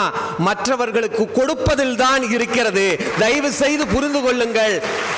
சௌமியா சொன்னதை போல அப்பாவிடமிருந்து அம்மாவிடமிருந்து உடன்பிறப்புகளிலிருந்து ஒவ்வொருவரிடமிருந்து அன்பை பெறுவதில் மகிழ்ச்சி என்று அவர்கள் சொல்லுகிறார்கள். நாங்கள் சொல்லுகிறோம், மாமனாருக்கு மாமியாவுக்கு கணவனுக்கு தான் பெற்ற குழந்தைகளுக்கு அன்பை கொடுக்கின்ற பொழுது இருக்கின்ற மகிழ்ச்சி இருக்கிறதே, அது ஒப்பற்ற மகிழ்ச்சி. அதுதான் பெண்ணுக்கு சிறப்பான மகிழ்ச்சி. தயவு செய்து புரிந்து கொள்ளுங்கள். எல்லா பெண்ணும் ஆசைப்படுவது பிறந்த வீட்டில் இருப்பதற்கு அல்ல. ஆண்டாளே ஆசைப்பட்டது எதற்கு தெரியுமா? பெரியாழ்வாரோடு இருப்பதற்கு ஆசைப்பட்டாள். இல்லை இல்லை, பெருமாளுக்கு மனைவியாக இருப்பதற்கு தான் ஆசைப்பட்டாள். இதுதான் நிதர்சனம். எவ்வளவு நாளுமா தனிமூன் போக முடியும், கல்யாணம் ஆனாதான் ஹனிமூன் போக முடியும். தயவு செய்து புரிஞ்சுக்குங்க. இன்னும் ஒரு வார்த்தை சொல்றேன் சார், பெண்களுடைய ஸ்டேட்மெண்ட் நான் சொல்றேன். ஆசையா பிறந்த வீட்டுக்கு போவாங்க அப்படின்னு சொன்னாங்க, உண்மைதான். 50 வருஷம் ஆனாலும் அப்பன் வீட்டுக்கு போகணும்னா பெண்களுக்கு மகிழ்ச்சி தான், அதில் மாற்று கருத்து இல்லை. ஆனால் போகும்போது என்ன தெரியுமா சொல்லிட்டு போவாங்க, எங்கள் அம்மா வீட்டுக்கு போயிட்டு வரணுங்க எம்பாங்களே. அப்பன் கோடிக்கணக்காக போட்டு கட்டியிருந்தாலும் கூட போகும்போது எங்கள் அம்மா வீட்டுக்கு போயிட்டு வரணுங்க எம்பாங்க. போய் 3 நாள் கழிச்சு நான் கிளம்புறணுமா அப்படிங்க. அம்மா சொல்லுவேன், ஏமா இன்னும் 2 நாளைக்கு இருந்துட்டு போலாமல்லன்னு சொல்லும் பொழுது அந்த பெண் என்ன சொல்லுவா தெரியுமா, ஆமா என் ரூட்ல போட்டது போட்ட மாதிரி இருக்கு, நான் போலினா ஊடே வீணா போயிரு, நான் என் ரூட்டுக்கு கிளம்பணும். யோசனை பண்ணி பாருங்க, அப்பா அம்மா வீட்டுக்கு போயிட்டு வர்றேன்னு சொல்ற பெண் திரும்பி போகின்ற பொழுது என்னுடைய வீட்டிற்கு போக வேண்டும் என்று சொல்லுகிறார் என்று சொன்னால், இதுதான் உங்களுக்கு அந்த புகுந்த வீட்டினுடைய மதிப்பு, மரியாதை, பெருமை என்பதை தயவு செய்து புரிந்து கொள்ள வேண்டும். இன்னைக்கு இருக்கிற இந்தியாவினுடைய தலை சிறந்த இன்ஃபோசிஸ் நாராயணமூர்த்தி, இன்ஃபோசிஸ் நிறுவனத்தினுடைய நாராயணமூர்த்தி சொன்ன வார்த்தை, சுதா நாராயணமூர்த்தி இல்லை என்று சொன்னால் என் வாழ்க்கை, என் நிறுவனம் எதுவுமே இல்லை என்று ஒப்புதல் வாக்குமூலம் கொடுத்திருக்கிறார் என்று சொன்னால், சுதாவும் சொல்லி இருக்கிறார்கள், பிறந்து படித்து வளர்ந்தது பெரிதல்ல, என் கணவரை கைபிடித்த பிறகு இந்தியாவின் தலை சிறந்த நிறுவனம் ஆக்கினேனே அதுதான் எனக்கு பெருமை என்று சொல்லி இருக்கிறார்கள் என்று சொன்னால், இப்படி சொல்லி நிறைவு செய்கிறேன். இப்படி சொல்லி நான் நிறைவு செய்கிறேன். ஒரு பெண்ணிற்கு பெருமை எங்கே இருக்கிறது என்று, ஒரு குழந்தைக்கு இதயத்திலே ஓட்டை, தான் பெற்ற குழந்தைக்கு இதயத்திலே ஓட்டை, அறுவை சிகிச்சை செய்ய வேண்டும், மருத்துவரிடம் போய் காண்பிக்கிறார் ஒரு தாய். மருத்துவர் சொல்லுகிறார் இதயத்திலே ஓட்டை, அதுவும் மிகப்பெரிய ஓட்டை, காப்பாற்றுவது கடினம், இப்படியே இருந்து போகட்டும், விட்டு விடுங்கள் என்று சொல்றார். தாய் பதறுகிறார், ஐயோ இல்லை என் குழந்தைக்கு நீங்கள் சிகிச்சை அளிக்க வேண்டும் என்று சொல்லுகிறார். பெண்ணும் சொல்லுகிறார், அம்மா வேண்டாம் அம்மா, ஏனம்மா எனக்கு மட்டும் இப்படி ஒரு சோதனைங்கும் போது அந்த அம்மா சொல்ற, ஒன்றும் இல்லை சாமி, கடவுள் எல்லாருக்கிட்டும் அப்பப்போ வந்துட்டு போயிடுவாரு, உங்ககிட்ட மட்டும்தாம்மா நிரந்தரமா கடவுள் இருக்கிறாரு, அதனால தான் அவர் இதயத்துக்கு பக்கத்திலேயே இருக்கிறனால தான் ஓட்டை விழுந்திருக்குன்னு சொல்லியிருக்காரு. அப்ப சொல்றாப்புல, ஆபரேஷன் செய்ய சொல்றீங்களே, கடவுள் என்னை விட்டு பிரிந்து விடுவாரா என்று கேட்ட பொழுது, சத்தியமாக உன்னை விட்டு கடவுள் பிரிய மாட்டார், தைரியமா போ ஆபரேஷனுக்கு சமாதானப்படுத்தி அந்த குழந்தைய ஆபரேஷன் தியேட்டருக்குள்ள அனுப்புறாங்க. போகும்பொழுது அந்த குழந்தை டாக்டர் கிட்ட கேட்குது, டாக்டர் ஒரே ஒப்பந்தம், நீங்க ஆபரேஷன் செய்றீங்க, தயவு செய்து success or failure I don't care, ஆனா கடவுளை பிரிக்க கூடாது, என்னிடமே திருப்பி கொடுக்க வேண்டும் என்று சொல்லுகிறார். கடவுளை கொடுக்கிறதா, எந்த கடவுளை போய் இந்த பொண்ணு கிட்ட கொடுக்கறது, சரி இது பிழைக்கிறதுக்கு சிரமம், நம்மளுக்கு தான் சொல்ற 10% தான் பாசிட்டிவா இருக்குது, 90% நெகட்டிவா இருக்குது, பிழைச்சு வரட்டும் அப்புறம் ஏதோ ஒன்று சொல்லி ஜமாளிக்கலான்ட்டு சரின்னு கூப்பிட்டு போயிடறாரு. கடவுளின் கிருபையால் பெண் பிழைத்து விடுகிறாள். 5-6 நாள் ஆபரேஷன் முடிஞ்சு கண்ணு திறந்து பார்க்கின்ற பொழுது அந்த குழந்தை டாக்டர் கிட்ட கேட்ட முதல் கேள்வி, டாக்டர் ஆபரேஷன் சக்சஸ் பண்ணிட்டீங்க, ஆனா இதயத்துக்கு பக்கத்துல இருந்து என்னுடைய கடவுள் எங்கே என்று கேட்கின்றார். இவருக்கு முழிக்கிறாரு, மறந்துட்டாரு இதெல்லாம் பேசுனது எல்லாமே, சுத்தி முத்தியும் பார்க்கிறாரு, எப்படி கொடுக்கிறது, சத்தியம் பண்ணி கொடுத்துமே என்ன பண்றதுன்னு போது ஸ்கிரீனுக்கு மரபிலே ஒரு பரட்டை தலையோடு அந்த தாய் பக்கத்திலே நின்று கொண்டிருந்தால் சற்றும் யோசிக்கவில்லை. 4 எட்டு போய் அம்மாவை இழுத்து கொண்டு வந்து குழந்தையின் முன்னே நிறுத்தி, உன் இதயத்திலே இருந்த கடவுள் இதோ நிற்கிறாள் என்று தாயை காண்பிக்கிறார்.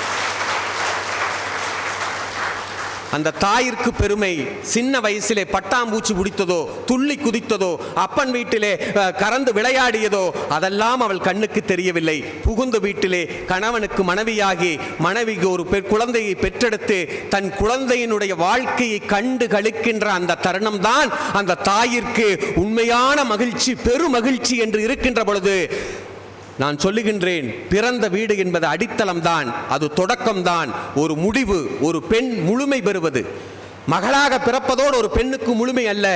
ஒரு குழந்தை பிறந்து வளர்ந்து படித்து ஆளாகி கணவனை கைப்பற்று தன் குழந்தைகளை பெற்றெடுத்து இறுதியிலே தன் குழந்தைகளுக்காக வாழ்ந்து முடிக்கின்ற முழுமை பெறுகின்ற இடம்தான் உன்னத மகிழ்ச்சி. அந்த மகிழ்ச்சி புகுந்த வீட்டில் தான் பெண்ணுக்கு இருக்கிறது என்று சொல்லி வியக்க வைத்த ரசிகர்களை வணங்கி விடைபெறுகின்றேன். நன்றி, வணக்கம். அவர் சொன்ன மாதிரி இங்கே நான் கேட்குறேன், இந்த பெண்களுக்கு இந்த பிறந்த வீட்டில் பிறந்த நாள் வந்தால் என்ன வாங்கி கொடுப்பாங்க? ஒரு வளையல், பிளாஸ்டிக் வளையல், பொட்டு, சுடிதாரு. ஆனால் இங்கே பிறந்த நாள் கல்யாணம் பண்ண பிறகு வந்தால் மட்டும்தான் நெக்லஸ்ஸு, வைர நெக்லஸ்ஸு, தோடு, தொங்கட்டான், அங்கெல்லாம் 10 ரூபா 20 ரூபா. இங்கே வந்தால் மட்டும் லட்சக்கணக்கில் கேட்குறது. இப்போ மனைவிக்கு பிறந்த நாள் வந்தால் பரிசு வாங்கி கொடுக்கணுங்கிறதெல்லாம் இப்போ தாங்க, 50 வருஷத்துக்கு முன்னாலெல்லாம் கிடையாது. இப்போ தான் பரிசு வாங்கி கொடுக்கணும். இந்த கூட்டத்தில் யாராவது கல்யாணமான ஆண்கள் மனைவியோட பிறந்த நாளை மறந்துட்டிங்கன்னா அவ்வளோதான், தெரியுமில்ல? நீங்கள் எல்லாம் மனைவியோட பிறந்த நாளை மறக்காமல் இருக்கணும்னா ஒரே ஒரு தடவை மறந்துடுங்க, அப்புறம் ஜென்மத்துக்கு மறக்க மாட்டீங்க. ஒரு தடவை மறந்தால் போதும். ஒருத்தன் போய் மனைவி கிட்ட சொன்னாங்க, பார் நான் உன் பிறந்த நாளுக்கு எந்த கிஃப்ட்டும் வாங்கிட்டு வரல, ஏன் தெரியுமா? நானே ஒரு கிஃப்ட்டு, கடவுள் கொடுத்த கிஃப்ட்டு, நானே ஒரு கிஃப்ட்டுன்னா வெளியில் வந்தால் சட்டை கிழிஞ்சிருந்தது. இன்னொருத்த கேட்டால் ஏன்டா சட்டை கிழிஞ்சிருக்குன்னா, என் பொண்டாட்டி கிஃப்ட்டை பிரித்து பார்த்துட்டான் இருக்கான். நீங்கள் ஆசைப்பட்டதெல்லாம் இங்கே தானே கிடைக்குது அப்படின்னு நிறைய விஷயம் பேசியிருக்கார். இல்லை அப்படின்னு அதுக்கு மறுப்பு சொல்லணும். அவர் மாதிரி இவங்களும் ஒரு அனுபவசாலி, இவங்களுக்கும் திருமணமாகி 20 வருஷத்துக்கு மேலே ஆச்சு. அதனால் அவங்க பேச்சிலையும் ஒரு நியாயம் இருக்கும், தெளிவு இருக்கும் நம்புகிறோம். பேராசிரியர் முத்துலட்சுமி அவர்கள். அறிவை வளர்ப்பது கல்வி, அறிஞர்களை உருவாக்குவது கல்வி. Yes, education is the most powerful weapon and discipline is the way to use it. இப்படி படிப்பு, ஒழுக்கம், வெற்றின்னு மூன்றுக்கும் ஒரு முகவரியா திகழக்கூடிய இடம்தான் Vivekam group of schools Dharapuram. நம்ம விவேகம்ல சிபிஎஸ்இ ஸ்கூலும் இருக்கு, மெட்ரிகுலேஷன் ஸ்கூலும் இருக்கு. ரெண்டுமே டாப் லெவல்ல இருக்கு. வேற என்னங்க வேணும்? அறிவுக்கும் ஒழுக்கத்திற்குமான ஒரே ஸ்கூல் அது விவேகம் ஸ்கூல். இது உங்களுக்கான ஸ்கூல். மகரிஷி அரிசி, மகரிஷி கிச்சடி பொன்னியரிசி, மகரிஷி ராஜபோகம் பொன்னியரிசி, மகரிஷி ஜீரா பொன்னியரிசி. உங்கள் வீட்டு தேவைக்கு கேட்டு வாங்குவீர் மகரிஷி அரிசி. மங்கையராய் பிறப்பதற்கே நல்ல மாதவம் செய்தடல் வேண்டுமம்மா என்ற கவிமணியினுடைய வைர வரிகளை தொட்டு வணங்கி மகளிர் தின வாழ்த்துக்களை இந்த மன்றத்தில் சமர்ப்பித்தேன் உரையை தொடங்குகிறேன். எங்களுக்கு பிறந்த வீட்டுக்கும் புகுந்த வீட்டுக்கும் என்ன தெரியுமா வித்தியாசம்? பிறந்த வீடு எங்களுக்கு விசா இல்லாத சுதந்திர நாடு, பிறந்த வீடு எங்களுக்கு விசா இல்லாத சுதந்திர நாடு. உங்க வீட்டில் வந்து நாங்க கைதியா தானே சார் வாழ்ந்துகிட்டு இருக்கோம். என்னைக்காவது எங்களுக்கு சுதந்திரம் உண்டா? உடனே அண்ணன் சொல்றாரு, உங்களை நாங்க சுதந்திரமா பாத்துக்கிறோம், நீங்க மகிழ்ச்சியா இருக்கீங்க. உங்க வீட்டில் இளவரசியா இருந்தீங்க, எங்க வீட்டில் மகாராணியா எங்க இருக்கோம்? எங்க வீட்டில் எங்க அப்பாக்கள் மகாராஜாக்கள் இல்லை என்றாலும் நாங்கள் இளவரசிகள். எங்களை இளவரசியா தான் எங்க அப்பா எங்களை பாப்பாரு. ஆனா உங்க வீட்டுக்கு நாங்க வந்த பிறகு துணி துவைக்கிறதுல இருந்து, பாத்திரம் தேய்க்கிறதுல இருந்து, சமைச்சு கொட்டுறதுல இருந்து அத்தனையும் சம்பளம் இல்லாத வேலைக்காரியா எங்களை பார்த்துட்டு இதுல மகாராணியா. எங்க மகாராணி எங்களை பாக்குறீங்க? அது என்ன சமைச்சு கொட்டுறதுல இருந்து? நாங்க என்ன ஒரு ஆள் மட்டுமா சாப்பிடுறோம் சார்? ஒரு காலத்துல சமைச்சு மட்டும்தான் சார் கொட்டணும், இப்ப சம்பாரிச்சும் கொட்டுறோம். அந்த பக்கிகளுக்கு சமைச்சும் கொட்டி சம்பாரிச்சும் கொட்டி நீங்க பேசுறதெல்லாம் கேட்டுக்கிட்டு காலையில 4:45 எந்திரிச்சு நைட்டு 12 மணிக்கு தூங்கணுமா? அதுக்கு வேற எழுதி வச்சிருக்காங்க, பின் தூங்கி முன் எழுவால் பத்தினின்னு. எவ்வளவுதான் நாங்க பொறுத்துக்கிறது? ஒரு உண்மையை சொல்லவா? குண்டா உள்ள புள்ள பொய் சொல்ல மாட்டேன் சார். ஒரு உண்மையை சொல்ற சார். 87,763 ரூபா சம்பளம் வாங்கினாலும் ஏடிஎம் கார்டும் பின் நம்பரும் எனக்கு வாக்கப்பட்ட என் புருஷன்ட்ட. அப்புறம் நாங்க எங்க சுதந்திரமா? என்னை எங்க அப்பா ரத்தத்தை வேர்வையா சிந்தி படிக்க வச்சார். மிடில் கிளாஸ் ஃபேமிலி நான். ரத்தத்தை வேர்வையா சிந்தி படிக்க வச்ச எங்க அப்பாவுக்கு ஒரு 1000 ரூபாய் கேட்கணும்னா கூட என் வீட்டுக்கார்ட்ட போய் நின்றுட்டு, மாமா அப்பாவுக்கு 1000 ரூபாய் செலவுக்கு கொடுக்கணும் மாமான்னு கேட்டு வாங்கக்கூடிய சூழல் இன்னும் பல பெண்களுக்கு இருக்குன்னா நாங்க எங்க சார் புகுந்த வீட்டுல சந்தோஷமா இருக்க முடியும்? ஒரு கவலையை ஷேர் பண்ணிக்கிறதுக்கு முடியுதா சார்? ஆனா அம்மா வீட்டில் எங்களுக்கு ஏதாவது கவலையா இருந்தா உடனே அம்மா கிட்டையோ அப்பா கிட்டையோ போய் ஷேர் பண்ணோம்னா அந்த பிரச்சனையில இருந்து நாங்க வெளியில வந்துடுறோம். எங்களுக்கு கவலைகள்ல இருந்து ரிலீஸ் கிடைக்குதுல்ல. உங்க வீட்டில் எங்க கவலைகளை காது கொடுத்து கேட்கறதுக்கு ஒரு ஜீவன் இருக்குன்னு சொல்லுங்க. புருஷனா இருக்கட்டும், மாமியாரா இருக்கட்டும், மாமனாரா இருக்கட்டும், கூட பிறந்திருக்கக்கூடிய அத்தனை உறவுகள், உங்க கூட பிறந்திருக்கக்கூடிய அத்தனை உறவுகளா இருக்கட்டும், எங்கயாவது எங்களோட கவலைகளை ஷேர் பண்ணிக்கிறதுக்கு புகுந்த வீட்டில் யாராவது இருக்காங்களாங்க? இல்லைன்னா கை தட்டுங்க. நம்ம ஒண்டியமா தான் ஃபேஸ் பண்றோம். என்ன கோபம் அதிகமா வரும்பொழுது கோபத்தை வெளிப்படுத்துறது எந்த விதம் தெரியாம ஒரு கட்டக்கழி எடுத்து அடிச்சு போடுறோம். யாருன்னு மட்டும் கேட்க கூடாது. அப்ப நாங்க உள்ளே ஸ்ட்ரெஸ் வச்சிருந்தோம்னா ஹார்ட் வெடிச்சிரும் சார். அப்ப நாங்க வெளிக்காட்டணுமா இல்லையா? சந்தோஷத்தையோ துக்கத்தையோ வெளிப்படுத்துறோம். ஆமாங்க சார், எப்பயாவது வெளிப்படுத்துறோம். பெண்களுக்கு ஆண்களுக்கு இந்த குணத்துல என்ன தெரியுமா வித்தியாசம்? ஆண்கள்லாம் கல்யாணத்துக்கு பிறகு மனைவி குண்டாவோ ஒல்லியாவோ மாறி இருக்கா, குண்டாயிடுறா அப்படின்னா உடனே என்ன பண்ணீங்கன்னா விமர்சனம் பண்ணுவீங்க. குட்டியான மாதிரி இருக்கா, பேரல் மாதிரி இருக்கா. நாங்க அப்படி கிடையாது. நெட்டையோ குட்டையோ சொட்டையோ மொட்டையோ தேருமோ தேராதோ விளங்குமோ விளங்காதோ வாச்சது அவ்வளவுதான் நினைச்சுக்கிட்டு குடும்பம் பண்ணுவோம். அந்த பெருந்தன்மை எங்களுக்கு மட்டும்தான். ஆண்களை நீங்க இவ்வளவு புகழ கூடாதுமா. அந்த பெருந்தன்மை எங்களுக்கு சூடு சொரண. எங்க அம்மா வீட்டுல நான் சிரிச்சுக்கிட்டே மகிழ்ச்சியா இருந்தேன் சார். ஆனா புகுந்த வீட்டுல சிரிப்பா சிரிக்கிறேன் சார்.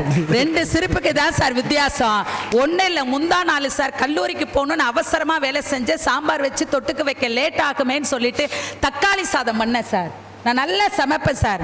சமைச்சு முடிச்சு அவருக்கு வச்சுட்டு மாமியார் மாமனாருக்கு வச்சு டைனிங் டேபிள்ல மூடி தக்காளி சாதம் தக்காளி சாதம் சார் எனக்கு பேக் பண்ணி எடுத்துட்டு வந்துட்டேன் சார். நான் டிஃபன் பாக்ஸை கூட திறக்கல. எங்க வீட்டுக்காரர் ஃபோன் பண்றார், ஏய் முன்னாடி தக்காளி சாதம் செஞ்சிருக்கேன். மாமா நல்லாதான் மாமா செஞ்சேன், நல்லா சமைப்பனே, நல்லாதான் மாமா செஞ்சேன் அப்படின்னு. என்ன செஞ்சிருக்க? தக்காளி அப்படியே இருக்கு, தக்காளி போடாமே செஞ்சிருக்கேங்கிறார். சார் இது ஒரு பெரிய கொலை குத்தமா சார்? பரபரப்புல வேலை செய்ய தக்காளி போடணும்னு அவசியமா? இதுக்கு ஒரு குற்றவாளி மாதிரி 12 மணிக்கு போன் அடிக்கிறாரு சார். ஆனா எங்க அம்மா வீட்டில் நான் எப்படி சமைச்சு போட்டாலும் எங்க அப்பா எடுத்து அதை வாயில வைக்கும் பொழுது என் தங்கம் நலமகாராஜா மாதிரி எவ்வளவு அற்புதமா சமைச்சிருக்காருன்னு மொக்க சாப்பாட்டை கூட சாப்பிட்டுட்டு பாராட்டுற எங்க அப்பா நல்லவரா? அப்பா பாராட்டுவாருங்க, அப்படி பாராட்டுவார். பாராட்டிட்டு அங்கிட்டு போய் வாந்தி எடுப்பார். நல்ல சாப்பாடையே குறை சொல்ற இவங்க வீடு எங்களுக்கு சந்தோஷமா சார்? எந்த வீட்லயாவதுங்க நல்ல மனசாட்சியோட நினைச்சு பாருங்க. நடுவர் கூட சொன்னாங்க, யாருக்காவது பொண்டாட்டியோட பிறந்த நாள் தெரியுமா? சத்தியமா என் புருஷனுக்கு இப்பயும் தெரியாது. நான் தான் சொல்லணும், வெக்கத்தை விட்டு நான் தான் சொல்லணும். எனக்கு நவம்பர் மாதம் பிறந்த நாள் மாமா. ஆனால் எங்கள் அப்பா வெறும் ஸ்டிக்கர் போட்டு வாங்கி கொடுப்பாரு சார். வெறும் ஒரு 5 ரூபா பேனா வாங்கி கொடுப்பாரு சார். முதல் நாளே வந்து, தங்கம் நீ தீர்க்க ஆயுஷா இருக்கணும்டா, தீர்க்க சுமங்கலியா இருக்கணும்டா, அப்பா உனக்கு விபூதி வச்சு விடுறேன்னு அந்த கட்ட விரல்ல வைக்கக்கூடிய விபூதிக்கும் அவர் கொடுக்குற 5 ரூபா பேனாவுக்கும் கோடி ரூபாய்க்கு சமம் சார். அதான் சார் பிறந்த வீடு. காசா சார் முக்கியம்? அன்பு தானே சார் முக்கியம்? நீங்க நினைக்கிற மாதிரி இல்லம்மா. எல்லா ஆண்களுக்கும் பொண்டாட்டியோட பிறந்த நாள் தெரியும், ஆனா தெரிஞ்ச மாதிரி காட்டிக்க மாட்டோம். ஆமா ஆமா, தெரிஞ்ச மாதிரி வேற நாளை தான் காட்டிக்குவீங்க, இதை மட்டும் காட்ட மாட்டீங்க. இல்ல நான் என்னங்க கேட்கிறேன், எங்க அண்ணன் சொல்றாங்க கல்யாணம் ஆகாம போனீங்கன்னா அது தனி மூணம், கல்யாணம் ஆகி போனாதான் கனி மூணா. ஒரு ரகசியம் சொல்லவா? எங்க அண்ணன் கடைஞ்சி எடுத்த கஞ்சங்க, வடிச்ச கஞ்சியே வட்டி கூடு. பெரியப்பா பையன் தான் வடிச்ச கஞ்சியே வட்டி கூடுறாள் எங்க அண்ணன். எங்க அண்ணன் ஒரு ஆள் தான் உலகத்திலே நீங்க கேள்விப்படாத ரகசியம். எங்க அண்ணன் ஒரு ஆள் தான் 2 பேரும் சேர்ந்து போனா செலவாகும்னு கல்யாணத்துக்கு பிறகு தனி 3 போனாலும் 2 பேரும் போனா பட்ஜெட் கட்டுப்படி ஆகாதுன்னு இங்க வந்து தனி 3 போறாங்களா? தனி 3 இல்லையா, சனி 3 அது சார். ஒரே ரகசியம் சொல்றேன் சார். 1 தாலி டோட்டல் லைஃப் இஸ் காலி. எல்லாம் முடிஞ்சு போயிடுது சார். எங்க அப்பா வீட்டில் எங்க அம்மா வீட்டில் நான் படிக்கணும்னா எங்க அப்பாட்ட சொல்லிட்டு படுப்பேன் சார். இன்னைக்கும் என் நெஞ்சில் நிழலாடிக்கிட்டு இருக்கு. எங்க அப்பாட்ட சொல்லிட்டு படுப்பேன், அப்பா நாளைக்கு செமஸ்டர் எக்ஸாம் ஆரம்பிக்குதுப்பா, 4 மணிக்கு எழுப்பி கொடுப்பாங்குவேன். எங்க அப்பா 4 மணிங்கிறத 3 மணிக்கு அலாரம் வச்சு எழுந்திருச்சு. நான் எழுந்திருக்கிறதுக்கு முன்னாடியே முகம் கழுவத்துக்கு வெந்நீர் போட்டு வச்சு டீ போட்டு வச்சு 4 மணிக்கு அலாரம் வைக்காமையே எங்க அப்பா என்னை எழுப்பி விட்டு, தங்க எந்திரிடா, பொம்பளை பிள்ளைக்கு படிச்சாதாண்டா எதிர்காலம், படிச்சாதாண்டா சொந்த காலில் நிக்க முடியும் வாழ்க்கை பாடத்தை விடியற் காலையில் சொல்லி வச்சு எனக்கு ஊக்க சக்தியா இருந்தது என் பிறந்த வீடு சார். இப்ப இந்த வீட்டுக்கு வந்த பிறகு அலாரமே நான் தான் சார். சத்தியமா அலாரமே நான் தான். என் பையன் 5 மணிக்கு தம்பி எந்திரா தம்பி எந்திரா தம்பி எந்திரா, என் பொண்ணு 6 மணிக்கு பாப்பா எந்திரா பாப்பா எந்திரான்னு. எனக்கு வாக்கப்பட்டதை எந்திரிங்க ஆபீஸ் போகணும், 7 மணிக்கு எந்திரிங்கன்னு இதெல்லாம் கலப்புற அலாரமே நான் தாங்க. சண்டே நான் தூங்கிட்டேன்னு வச்சுக்கோங்களேன், என் பையன் கேட்கறான், என்னப்பா அலாரம் எந்திரிக்கலங்க. இப்படி எங்க வீட்டுல எங்க அப்பா அலாரமா இருந்தாரு, ஆனா உங்க வீட்டுல நான் வந்து அலாரமா மாறுறேனே சார். பெண்மையை கொண்டாடுவது அல்ல மகளிர் தினம் சார். பெண்ணோட உணர்வுக்கு மரியாதை கொடுத்து அவளுக்கு என்ன தேவைன்னு நீங்க செஞ்சாவே அது மகளிர் தினத்தினுடைய வெற்றி சார். எங்க அம்மா வீட்டில் இருக்கும் பொழுது, பிறந்த இடத்துல இருக்கும் பொழுது என்னுடைய முதல் சிரிப்பு எங்க அப்பாவுக்கு ஞாபகம் இருக்கும், என்னுடைய முதல் வெற்றி எங்க அப்பாவுக்கு ஞாபகம் இருக்கும், என்னுடைய முதல் அழுகை எங்க அப்பாவுக்கு ஞாபகம் இருக்கும். ஆனா இங்க வந்து அழுதாலும் கண்டுக்க ஆள் இல்ல, சிரிச்சாலும் கண்டுக்க ஆள் இல்ல, ஜெயிச்சாலும் கண்டுக்க ஆள் இல்ல. இந்த இடத்துல நாங்க எப்படிங்க சந்தோஷமா இருக்க முடியும்? ஒரே ஒரு காட்சி சார். எங்க அம்மா வீட்டுக்கும் நாங்க புகுந்த இடத்துக்கும் உள்ள வித்தியாசத்தை சொல்றேன். நான் சொல்லலாங்கிறதுனால சொல்றேன். அந்த 3 நாட்கள் மாதவிடாய் காலங்கள்ல நீங்க எல்லா பெண் குழந்தைங்களை பெத்த அப்பாட்டையும் கேட்டு பாருங்க. அப்பாவுக்கு அம்மா சொல்லி கேட்க மாட்டாரு, ஒரு பழக்கத்தை மாத்திக்க மாட்டாரு, பொண்டாட்டி சொல்லி கேட்க மாட்டாரு. ஆனா பெத்த பொண்ணு சொன்னா அப்படியே திருந்துவார். ஏன்னா மகள் அதிகாரம்ங்கிற அதிகாரம் எல்லா அப்பாக்களுடைய வாழ்க்கையிலும் கொடிகட்டி பறந்திருக்கும் சார். அப்பா தன்னோட பிள்ளை பெரிய பிள்ளை ஆயிட்டானா அதுக்கப்புறம் அப்பா பொண்ணை பார்க்குற விதமே வேற மாதிரி இருக்கும் தெரியுமா? கண்ணுக்குள்ள வச்சு பார்த்துக்குவாரு சார். அந்த பிள்ளை மாதவிடாய் காலம் வர்றதுக்கு முன்னாடியே அந்த குழந்தைக்கு என்னெல்லாம் புரோட்டீன் சத்து உள்ள பொருள்னு சொல்லிட்டு அனைத்து பொருளையும் வாங்கிட்டு வந்து அலமாரியில வச்சுட்டு அந்த பொம்பளை பிள்ளை ஓரமா உட்கார்ந்து இருக்கும் பொழுது, கண்ணு ஏண்டா உடம்ப வலிக்குதாடா, வயிறு வலிக்குதாடா, உனக்கு என்னடா வேணும்னு கள்ள முட்டாய் தொடங்கி அத்தனையும் கலர் கலரா எடுத்து அந்த குழந்தை கையில கொடுத்துட்டு, சில அப்பாக்கள் பிள்ளை தனியா தூங்குனா பயப்படுவான்னு கூட சேர்ந்து தூங்கக்கூடிய அப்பாக்கள் இந்த வரலாற்றில் உண்டு. இந்த சந்தோஷம், இந்த மனநிறைவு 1000 ஆஸ்கார் அவார்டுக்கு சமம் சார். ஆனா உங்களுக்கு நாங்க வாக்கப்பட்டு வந்த பிறகு நாங்க எந்த தேதி குளிக்கிறோம், எங்களுக்கு தேவைகள் என்ன, நாங்க உடம்பு வலியோட இருப்போமா, சமைக்காம அவளுக்கு ஓய்வு கொடுக்குவோமா? அதை தான் ஒரு புதுக்கவிஞன் அழகா சொன்னா, நாளும் கோளும் நலிந்தோர்க்கு உண்டு, நாளும் கோளும் நலிந்தோர்க்கு உண்டு, ஞாயிற்றுக்கிழமை கூட பெண்களுக்கு கிடையாது. ஞாயிற்றுக்கிழமை கூட பெண்களுக்கு ஓய்வு இல்லாம உழைச்சு கொட்டிட்டு இருக்கோமே சார். ஒன்னு சொல்லி நான் நிறைவு செய்யறேன் சார். அப்பா வீட்டில் நாங்கள் வாழ்ந்த வீடு, அப்பா வீட்டில் நாங்கள் வாழ்ந்த வீடு உங்களுக்கு வாக்கப்பட்டு வந்த பிறகு நாங்கள் வாழ்ந்த வீடு வந்து போகும் வீடாக மாறுகிறதே என்ற வருத்தம் தான். பிரசவ நேரத்தில் ஏன் அப்பா வீட்டுக்கு போறாங்கன்னு சகோதரி காரணம் சொன்னாங்க. ஏன் தெரியுமா? என்னோட வாழ்க்கை அனுபவம் சார். எனக்கு முதல் குழந்தை டெலிவரிக்கு அம்மா வீட்டுக்கு போயிருக்கேன்.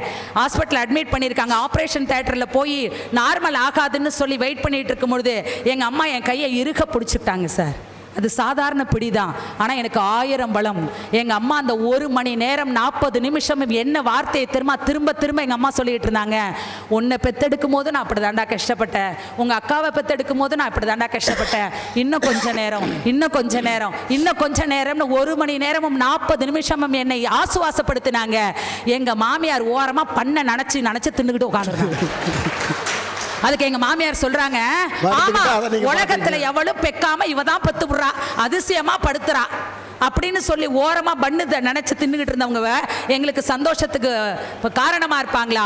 கூடவே கையை இறுக பிடிச்சிட்டு இருக்கிறவங்க காரணமா இருப்பாங்களா? புகுந்த வீடு என்பது வாசிக்கும் புத்தகம் தான், இல்லை என்று சொல்லவில்லை.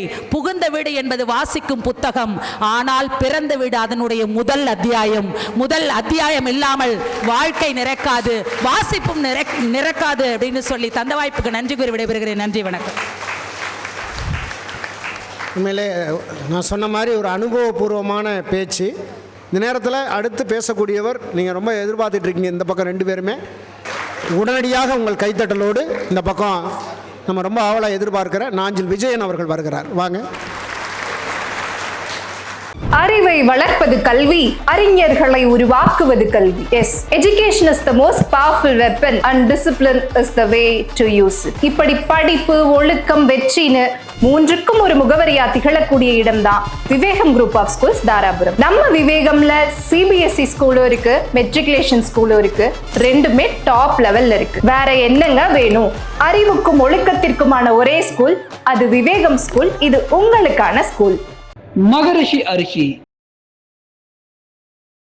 மகரிஷி கிச்சடி பொன்னியரிசி, மகரிஷி ராஜபோகம் பொன்னியரிசி, மகரிஷி ஜீரா பொன்னியரிசி. உங்கள் வீட்டு தேவைக்கு கேட்டு வாங்குவீர் மகரிஷி அரிசி. தென்னையை விவசாயம் செய்த மக்கள் எண்ணெயையும் மதித்து பேச அளித்த தாராபுர ரசிகர் பெருமக்களுக்கும் வணக்கத்தை தெரிவித்துக் கொண்டு, நல்ல தலைப்பு ஒன்னும் இல்லை, ரொம்ப சிம்பிள். பெண்கள் பிறந்த வீட்டுல சந்தோஷமா இருக்காங்களா, புகுந்த வீட்டுல சந்தோஷமா இருக்காங்களா? ஆமா, அவ்வளவுதான். நாங்க புகுந்த வீட்டுல தான் சந்தோஷமா இருக்காங்கன்னு சொல்றோம். ஆனா அந்த 3 பேர் கூட்டு வந்திருக்கீங்கல்ல, இவங்க 3 பேர் யார் தெரியுமா? உண்ட வீட்டுக்கே ரெண்டகம் செய்யக்கூடிய ஆட்கள். அதே மாதிரிதான் நீங்க பிறந்தது எங்கேயோ பிறந்தாலும் புகுந்த வீட்டுல உட்கார்ந்து வாழ்ந்துகிட்டு அந்த வீடு சரியில்லை, அது நல்லா இல்ல, அது நல்லா இல்லைன்னு சொல்றான். அப்ப இவங்க எல்லாம் உண்ட வீட்டுக்கு துரோகம் பண்றவங்களா இல்லையா? உண்மைதான். எங்க என்ன வாய் எடுக்கிறதெல்லாம் பொய் நடுவர்களே, வாய் எடுக்கிறதெல்லாம் பொய். சும்மா யாருக்கிட்ட சரி என்ன உங்களுக்கு இப்ப என்ன கல்யாணம் ஆனா சந்தோஷமா இல்ல, அப்படிதானே? அப்ப ஏன் கல்யாணம் பண்ணீங்க? எதுக்கு 2 பிள்ளைய பெத்தீங்க? உங்களுக்கு சேர்த்துதான். அம்மா நல்லா இருக்கணும். நீங்களும் சும்மா கல்யாணத்தை பண்ணிப்பாங்களா, 2 பிள்ளைய பெத்துப்பாங்களா, மாசம் 87,000 சம்பாதிப்பாங்களா, விதவிதமா பட்டு புடவைய கட்டிப்பாங்களா, எல்லாத்தையும் பண்ணிக்கிட்டு நாங்க சந்தோஷமா இல்ல, சந்தோஷமா இல்ல. அடுத்து அந்த சௌமியா நல்ல பேச்சாளர், எனக்கு ரொம்ப பிடிச்ச பேச்சாளர். அதாவது பெண்கள்லாம் வந்து புகுந்த வீட்டில் விதவிதமா சமைச்சு கொடுக்குறோமா. எப்படி கணவன் கேட்டா ஒண்ணு கொடுக்குறோமா, மாமனார் கேட்டா ஒண்ணு சமைச்சு கொடுக்குறோமா, மாமியார் ஒண்ணு கேட்டா சமைச்சு கொடுக்குறோமா. இதுல மகிழ்ச்சி இல்லையா? அப்ப நீங்க பிறந்த வீட்டுல இதே வேலையை உங்க அம்மா செஞ்சாங்களே, அப்ப மட்டும் அது உங்களுக்கு மகிழ்ச்சியா இருந்துச்சா? அப்ப அவங்களும் கஷ்டம் தானே பார்த்தாங்க, அதை நீங்க ஒத்துக்கணும் இல்லையா?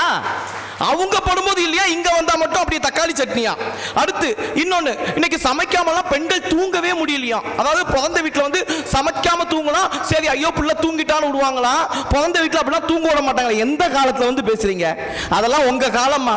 அடுத்து அக்கா வேற, நாங்கள் பெண்கள்லாம் வந்து ஓய்வு இல்லாம வேலை செய்யறோம், சமைச்சு சமைச்சு கொட்டுறோம். நீங்க சமைச்சு கொட்டுனா நாங்க சம்பாதிச்சு உங்கள்கிட்ட தானே கொட்டுறோம். சம்பாதிச்சு கொட்டும் போது மட்டும் உங்களுக்கு சந்தோஷமா இருக்கு, கணவனுக்கு சமைச்சு கொட்டும் போது மட்டும் வலிக்குதா? சும்மா வாங்கும் போதெல்லாம் நல்லா வாங்கிக்கிட்டு. அடுத்து இன்னொன்னு சௌமியா, அதாவது பெண்கள் வந்து நீரா, பிறந்த வீடு வந்து நிலமா, புகுந்த வீடு வந்து அந்த நெற்பயிரா. பெண்களுக்கு எப்பவுமே நிலத்துல இருக்கதா சந்தோஷமா. சரி, பெண்கள் வந்து நீரு, பிறந்த வீடு நிலம், நிலமும் நீரும் சேர்ந்தா என்ன ஆகும்? நிலமும் நீரும் சேர்ந்தா என்ன? சகதி மட்டும்தான் ஆகும். அங்க நெற்பயிர், இந்த பிறந்த வீடுங்கிற நெற்பயிர் வந்தாதான் உங்களுக்கு அங்க மரியாதை. வெறும் சகதியா இருந்தவங்க நாங்க விவசாயம் பண்ணி நெற்பயிர் மாதிரி தூக்கிட்டு வந்திருக்கோம் சும்மா. அடுத்து இன்னொன்னு, நம்ம முத்துலட்சுமி அக்கா, அதாவது பூந்த பிறந்த வீட்டுல காசு வாங்குறதுக்கு பர்மிஷன் வாங்கணுமா. அதெல்லாம் எந்த காலம் மேடம்? மேடம் நாங்க தான் மேடம் பர்மிஷன் வாங்கிட்டு இருக்கோம். என் கூட பிறந்த தங்கச்சிக்கு காசு கொடுக்கறதுக்கு என் பொண்டாட்டிட்ட பர்மிஷன் வாங்க வேண்டியிருக்கு மேடம். ஒன்னும் இல்ல, போன மாசம் என் தங்கச்சி வெறும் 5000 ரூபாய் கேட்டு வந்தா. ஒரு அண்ணங்கிற உரிமையில அண்ணன் ஒரு 5000 ரூபாய் கொடுன்னு. மனைவியா இருந்தா என்ன சொல்லணும்? ஒண்ணு குடுன்னு சொல்லணும், இல்ல குடுக்க கூடாதுன்னு சொல்லணும். அவ்வளவுதான். நேரம் ஓடி வந்தா என்னவா, தங்கச்சி 5000 ரூபாய் கேட்டா, குடு குடு கொடுத்துதான் பாரு, குடு குடு குடு குடு குடு குடு குடு, இப்படிதான் கொடுத்து எல்லாத்தையும் கொடுத்த குடு. இப்ப நான் கொடுக்கவா வேணாமா? பர்மிஷன் வாங்க வேண்டியது நியாயப்படி நாங்க. இன்னொன்னு பாருங்களேன், தக்காளி சாதம். என்ன தக்காளி போடல, அது ஒரு தக்காளி சாதமா? என் பொண்டாட்டிக்கெல்லாம் நீங்க எவ்வளவு பரவாயில்ல மேடம். என் பொண்டாட்டி போன வாரம் மீன் குழம்பு வச்சாக்கா, என்ன மீனை போட மறந்துட்டா கேட்டா அதுதான் மீன் குழம்புங்கிறா. அதுக்கெல்லாம் நீங்க எவ்வளவோ பரவாயில்ல. உண்மையிலே நியாயப்படி பார்த்தா உங்க அப்பாவை தாங்க நான் தேடிக்கிட்டு இருக்கேன். சின்ன வயசுல சாம்பார் வச்சு கொடுப்பாங்களாம், அது நல்லா இல்லைனா கூட அப்பா சூப்பரா இருக்கே சூப்பரா இருக்கே அப்படி சொல்லி சொல்லி சொல்லி வளர்த்துனா தக்காளி சாதத்துல தக்காளி போடாம சமைச்சு வச்சிருக்கீங்க. அப்பவே ஒழுங்கா சொல்லி கொடுத்துருக்கணும். அப்பவே மண்டையில நறுக்கு கொட்டி சொல்லி கொடுத்திருந்தா இன்னைக்கு இந்த நிலைமை வந்திருக்குமா? எங்க மாமா வாய்க்கு ருசியா சமைச்சு சாப்பிட்டு பாரா இல்லையா? அப்படி இல்லைன்னா நம்ம பரோட்டா ஸ்டால் கூட்டுவாங்க, கொங்கு பரோட்டா ஸ்டாலுக்கு வாய்க்கு ருசியா எப்படி சமைச்சு கொடுங்க அவங்க சொல்லி கொடுப்பாங்க. அடுத்து இன்னொன்னு, இன்னும் உச்சக்கட்ட என்னன்னா, அதாவது அப்பா வந்து என்ன பண்ணுவாரா, இந்த கட்ட விரல்ல வீட்டுக்கு போனா கட்ட விரல்ல விபூதி வச்சு கொடுப்பாராம். அதல்லவா அப்பா, உண்மையிலேயே அதுதான் அப்பா. உங்க அப்பா கூடி போனா கட்ட விரல்ல விபூதி தான் வச்சு விடுவாரு. ஆனா கணவன் அப்படி இல்லைங்க, கட்ட விரல்ல கைரேகையை வச்சு ஃபுல் சொத்தையும் எனக்கு அப்புறம் உனக்கு நாமினில எழுதி வைப்பாரு. இது மகிழ்ச்சியா அது மகிழ்ச்சியா? நாங்கெல்லாம் அலாரம் மாதிரி பெண்கள், நாங்க அலாரம் மாதிரி கத்திக்கிட்டே இருக்கோம். ஆனா உண்மையில இவ்வளவு பெரிய அலாரத்தை நான் இது வரைக்கும் எங்கேயுமே பார்த்தேன். என்ன தப்புங்கிற ஒரு காலத்துல, அதாவது கடிகாரத்துல தான் அலாரம் அடிக்க. கடிகாரத்தை ஏன் தெரியுமா எல்லாரும் மேல மாட்டுறாங்க? அது 24 மணி நேரமும் ஓடிக்கொண்டிருப்பதால் தான் அதை மேல மாட்டுறாங்க. இன்னைக்கு நீங்க அலாரம் அடித்து எழுதிய உங்களை இன்று அலாரம் போல் ஓட செய்வது உங்களுடைய புகுந்த வீடு. இதை நியாயப்படி நீங்க பெருமையா கொண்டாடணும். அதுவும் பாருங்களேன், இந்த கல்யாண வீட்டுல எல்லாம் பாருங்களேன், பொதுவாக இந்த கல்யாண வீட்டுல நிறைய பேர் பார்த்திருப்பீங்க. இந்த யாரை வேணா நம்புங்க நடுவர்களே, பாகிஸ்தானை கூட நம்பிடலாம். இந்த கல்யாண வீட்டுல அழக்கூடிய மணப்பெண்ணை மட்டும் தயவு செய்து நம்பிடாதீங்க. எல்லாம் நடிப்பு. 3 பேர் உட்கார்ந்து அழுவாங்க. ஒன்னு மணப்பெண், இன்னொன்னு மணப்பெண்ணுடைய அம்மா, மூணாவது மணப்பெண்ணுடைய அப்பா. ஓன்னு ஒரு ஒப்பாரி வைக்கும். அது எல்லா வீட்லயும் நடக்கும். சரி, என்னதான் பேசுறாங்க, நானும் பக்கத்துல போய் கேட்டேன். அந்த மணப்பெண் அழுது, அக்காக்கு மட்டும் 40 பவுன் நகை போட்டுட்டு எனக்கு மட்டும் 30 பவுன்ல நகை போடுறியே, அக்காக்கு மட்டும் 8 வகையான கூட்டு வச்சுட்டு எனக்கு மட்டும் 5 வகையான கூட்டு வைக்கிறியே. இதெல்லாம் அழுக. இதுதான் அழுக. அதுல அந்த அம்மா அழும் பாருங்க, அந்த அம்மா அழுகிறதா இன்னும் வித்தியாசமா இருக்கும். நான் அந்த அம்மா என்னதான் அழுகுதுன்னு, அந்த அம்மா, அதாவது மணப்பெண்ணோட அம்மா அழுகுது பாரு. நான் கல்யாணம் ஆகும்போது 70 பவுன்ல நகை போட்டு வந்தேன். உங்க அக்கா 40 பவுன் அள்ளிட்டு போயிட்டா. இப்ப நீ 30 பவுன் வேற அள்ளிட்டு போறியே. நான் மட்டும் 2 பிள்ளைங்களை பெற்றுட்டா. 70 பவுன் எக்ஸ்ட்ரா 70 பவுன், மொத்தம் 140 பவுன் வந்திருக்குமே. இதான் மணப்பெண்ணுடைய அம்மா அழுக. அடுத்து மணப்பெண்ணுடைய அப்பா அழுக. உண்மையிலே அவருடைய அழுகையில தான் நியாயம் இருக்கும், தர்மம் இருக்கும். உண்மையான அழுகன்னு அதாங்க உண்மையான அழுக. ஏன்னா என் மாமனார் கூட என் கல்யாணத்துக்கு அழுதாரு. ஒரே அழுக. அழுதா கூட எப்படி அழுகனா கண்ணில் கண்ணீர் வரலங்க, கண்ணீரை கண்ணில் அடக்கிட்டு மூக்கு வழியா அழுகிறாருங்க. ஏன்னா அழுதா வெளியே தெரிஞ்சுன்னு அத்தனை அழுக. நான் போய் கேட்டேன், ஏன் மாமா உங்க பொண்ணு மேல அவ்வளோ பாசமா? அதெல்லாம் இல்லப்பா, யாரு பெத்த பிள்ளையோ நான் பட்ட கஷ்டத்தை இதுக்கப்புறம் நீ போட போறேன்னு அழுதாதான். இப்படிப்பட்ட பெண்களை நாங்க கூட்டிட்டு வந்து வாழ்க்கையில சகிச்சுக்கிறோம்னா அப்ப எவ்வளவு விஷயத்தை நாங்க சமாளிச்சுக்கிட்டு இருக்கணும். சும்மா உட்கார்ந்துக்கிட்டு நடுவர்களே அண்டாட்டிக்கால மனுஷன் வாழ முடியாது, பொண்டாட்டிக்கிட்ட புதுசா வாழ முடியாது. பொண்டாட்டி என்ன பாடுபடுத்திக்கிட்டு இருக்கீங்க? ஒன்னில பொண்டாட்டி, ஒன்னில கல்யாணம் ஆனவங்க பொண்டாட்டி கேட்கிற ஒரு மூணே கேள்வி மேடம். எல்லா பொண்டாட்டியும் இந்த கேள்வி கேட்பாங்க. எல்லா பொண்டாட்டியும் நான் மட்டும் இல்லைன்னா இந்த வீடே அவ்வளவுதான். இது எல்லா பொண்டாட்டியும் சொல்லக்கூடிய சொல்லு. நான் மட்டும் இல்லைன்னா இந்த வீடே அவ்வளவுதான். உன்னை கல்யாணம் பண்ணி என்ன சுகத்தை கண்டேன்? இப்படி கேட்டு கேட்டு எங்களை தான் நீங்க டார்ச்சர் பண்றீங்களே தவிர நீங்க இன்னைக்கு சந்தோஷமா தான் இருந்திருக்கீங்க. நடுவர்களே முடிவா ஒண்ணே சொல்லிக்கிறேன். இன்னைக்கு பல துறைகள் இன்னைக்கு பெண்கள் சாதிச்சுக்கிறாங்களா இல்லையா? அதற்கு காரணம் என்ன? கல்யாணம் ஆவதுக்கு முன்பே தவிர கல்யாணம் ஆன பிறகு பெண்கள் சாதிக்கிறார்கள் என்றால் கணவன் உங்களுக்கு முழு சப்போர்ட் கொடுக்க போய் தான் நீங்க சாதிச்சிருக்கீங்க. இன்னைக்கு பெண்களுக்கு அழகு என்ன தெரியுமா? இன்னைக்கு நிறைய நம்முடைய தமிழ் கலாச்சாரத்துல அழகா நெத்தியில எடுத்து குங்குமத்தை நெத்தி நிறைய வச்சுப்பாங்க.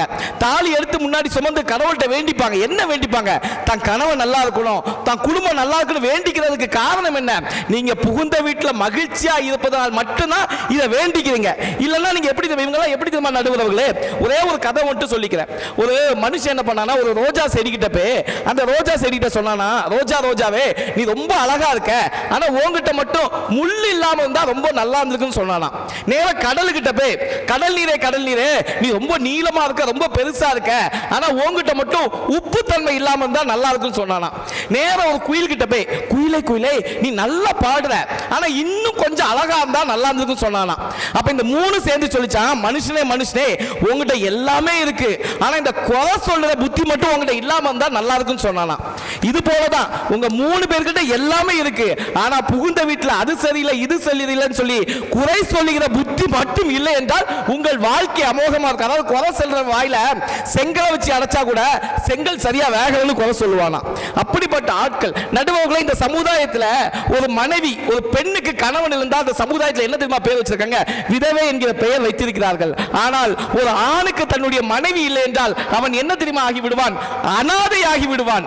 எங்களை அனாதை என்கின்ற பெயரை வாங்கி கொடுக்கிற உங்களை நாங்கள் ஒருபோதும் கவலைப்பட வைக்க மாட்டோம், மகிழ்ச்சியாக தான் வைத்திருப்போம். பெண்களுக்கு புகுந்த வீட்டில் தான் மகிழ்ச்சி என சொல்லி பேச வாய்ப்பளித்த அத்துணை நல் உள்ளங்களுக்கும் நன்றி கூறி விடைபெறுகின்றேன். நன்றி, வணக்கம். தன்னுடைய பாணியில் ரொம்ப அழகாக பேசியிருக்கார். இப்போ நான் ஏதாவது பேசி இவங்க வேகத்தை குறைச்சிடக்கூடாதுன்னு உடனடியாக உங்கள் கைத்தட்டலோடு ஆரூர் சினேகா அவர்கள் வாங்க.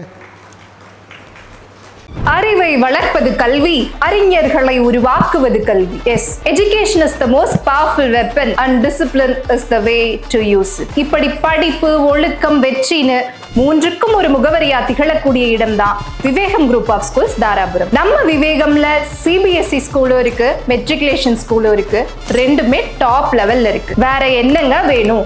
அறிவுக்கும் ஒழுக்கத்திற்குமான ஒரே ஸ்கூல் அது விவேகம் ஸ்கூல். இது உங்களுக்கான ஸ்கூல். மகரிஷி அரிசி,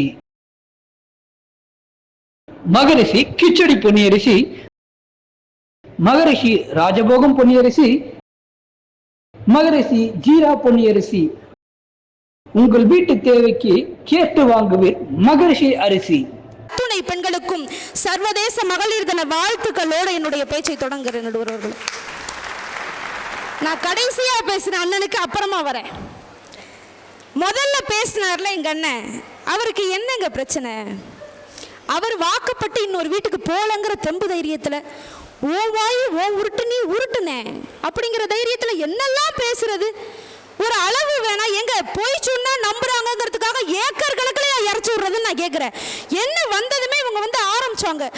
முதல்ல எங்க அணியில பேசின அக்காவை பார்த்து நாற்று அதே இடத்தில் இருந்தா என்ன பெருமை இருக்கிறது? அது வேறு ஒரு இடத்துக்கு போகும்போதுதான் அதுக்கான பெருமையே அப்படின்னாங்க. உண்மையாவே நீங்க சொன்ன மாதிரி கல்யாணம் ஆகிறதுக்கு முன்னாடி நானும் அப்படிதான் நினைச்சேன். கல்யாணம் ஆனதுக்கு அப்புறம் தான் தெரியுது, கொடுமைன்னு கோயிலுக்கு போனா அங்க 2 கொடுமை சிங்குன்னு ஆடுமான். மாமியாரையும் நாத்தனாரையும் பார்த்ததுக்கு அப்புறம் தான் எனக்கு இந்த உண்மையே புரியுது. இதுல எல்லாருக்கும் பிடிச்ச மாதிரி வாழ்க்கை இருக்கணும். அப்படி வாழ்ற வாழ்க்கை தானே வாழ்க்கை, அந்த வாழ்க்கை தானே சந்தோஷம் தரும் அப்படின்னு பேசுனீங்க. நான் ஏற்கனவே சொன்ன மாதிரி நீங்க இன்னொரு வீட்டுக்கு வாக்கப்பட்டு போலங்கிற தைரியத்துல என்னன்னாலும் பேசப்படாது. எல்லாருக்கும் பிடிச்ச மாதிரி வாழ்ற வாழ்க்கை சந்தோஷம் தரும். யார் யாருக்கு பிடிச்ச மாதிரி வாழணும்? ஒரு கல்யாணம் ஆன பொண்ணு மாமியாருக்கு பிடிச்ச மாதிரி வாழணும், மாமனாருக்கு பிடிச்ச மாதிரி வாழணும், நாத்தனாருக்கு பிடிச்ச மாதிரி வாழணும், குழந்தனாருக்கு பிடிச்ச மாதிரி வாழணும், மூத்த மருமகளுக்கு பிடிச்ச மாதிரி கூட வாழணும். ஆனா கடைசி வரைக்கும் உங்க வீட்டுல மருமகனாக எங்களுக்கு பிடிச்ச மாதிரி மட்டும் வாழவே கூடாதுன்னா என்ன நீங்க அப்படியே புகுந்த வீட்டுல எங்களை தாங்குறீங்கன்னு நான் கேட்கிறேன். நியாயமா நீங்க யோசிச்சு பாருங்க. இவங்க பேசுறாங்கல்ல புகுந்த வீட்டுல வாழ்க்கை அவ்வளவு ஜாலியா இருக்கும்னு, அப்படிலாம் இருக்காது. 62 நாள் ஆன எக்ஸ்பீரியன்ஸ்ல பேசுறேன். புகுந்த வீட்டுக்கு போனா சம்பாதிக்கணும், நகை சேர்க்கணும், பிள்ளை பக்கணும், 2 வீட்டு ஆளுகளை சமாளிக்கணும், சமைக்கணும், சமைச்சதை கழுவணும், துவைக்கணும். இதெல்லாம் உட்கார்ந்து யோசிச்சு பார்த்தா மனசுல எங்கிட்டு இருந்து மகிழ்ச்சி வரும்? மண்டையில டென்ஷன் தான் வரும். அவன் வாழ்க்கையில இங்க இருக்கும்போது நிம்மதியா இருந்துட்டு போற இடத்துல பிபி, பிரஷர், சுகர்னு இத்தனையோட போராடிக்கிட்டு எங்க வீட்டுல எல்லாம் நாங்க எடுக்கிறது தாங்க டிசிஷன். ஒரு பிரச்சனை வருதுன்னா நாங்க சொல்றதா எங்க வீட்டுல டிசிஷன். ஆனா இவங்க வீட்டுல எல்லாம் நாங்க சொல்றது பூராவும் சஜஷன் தான்.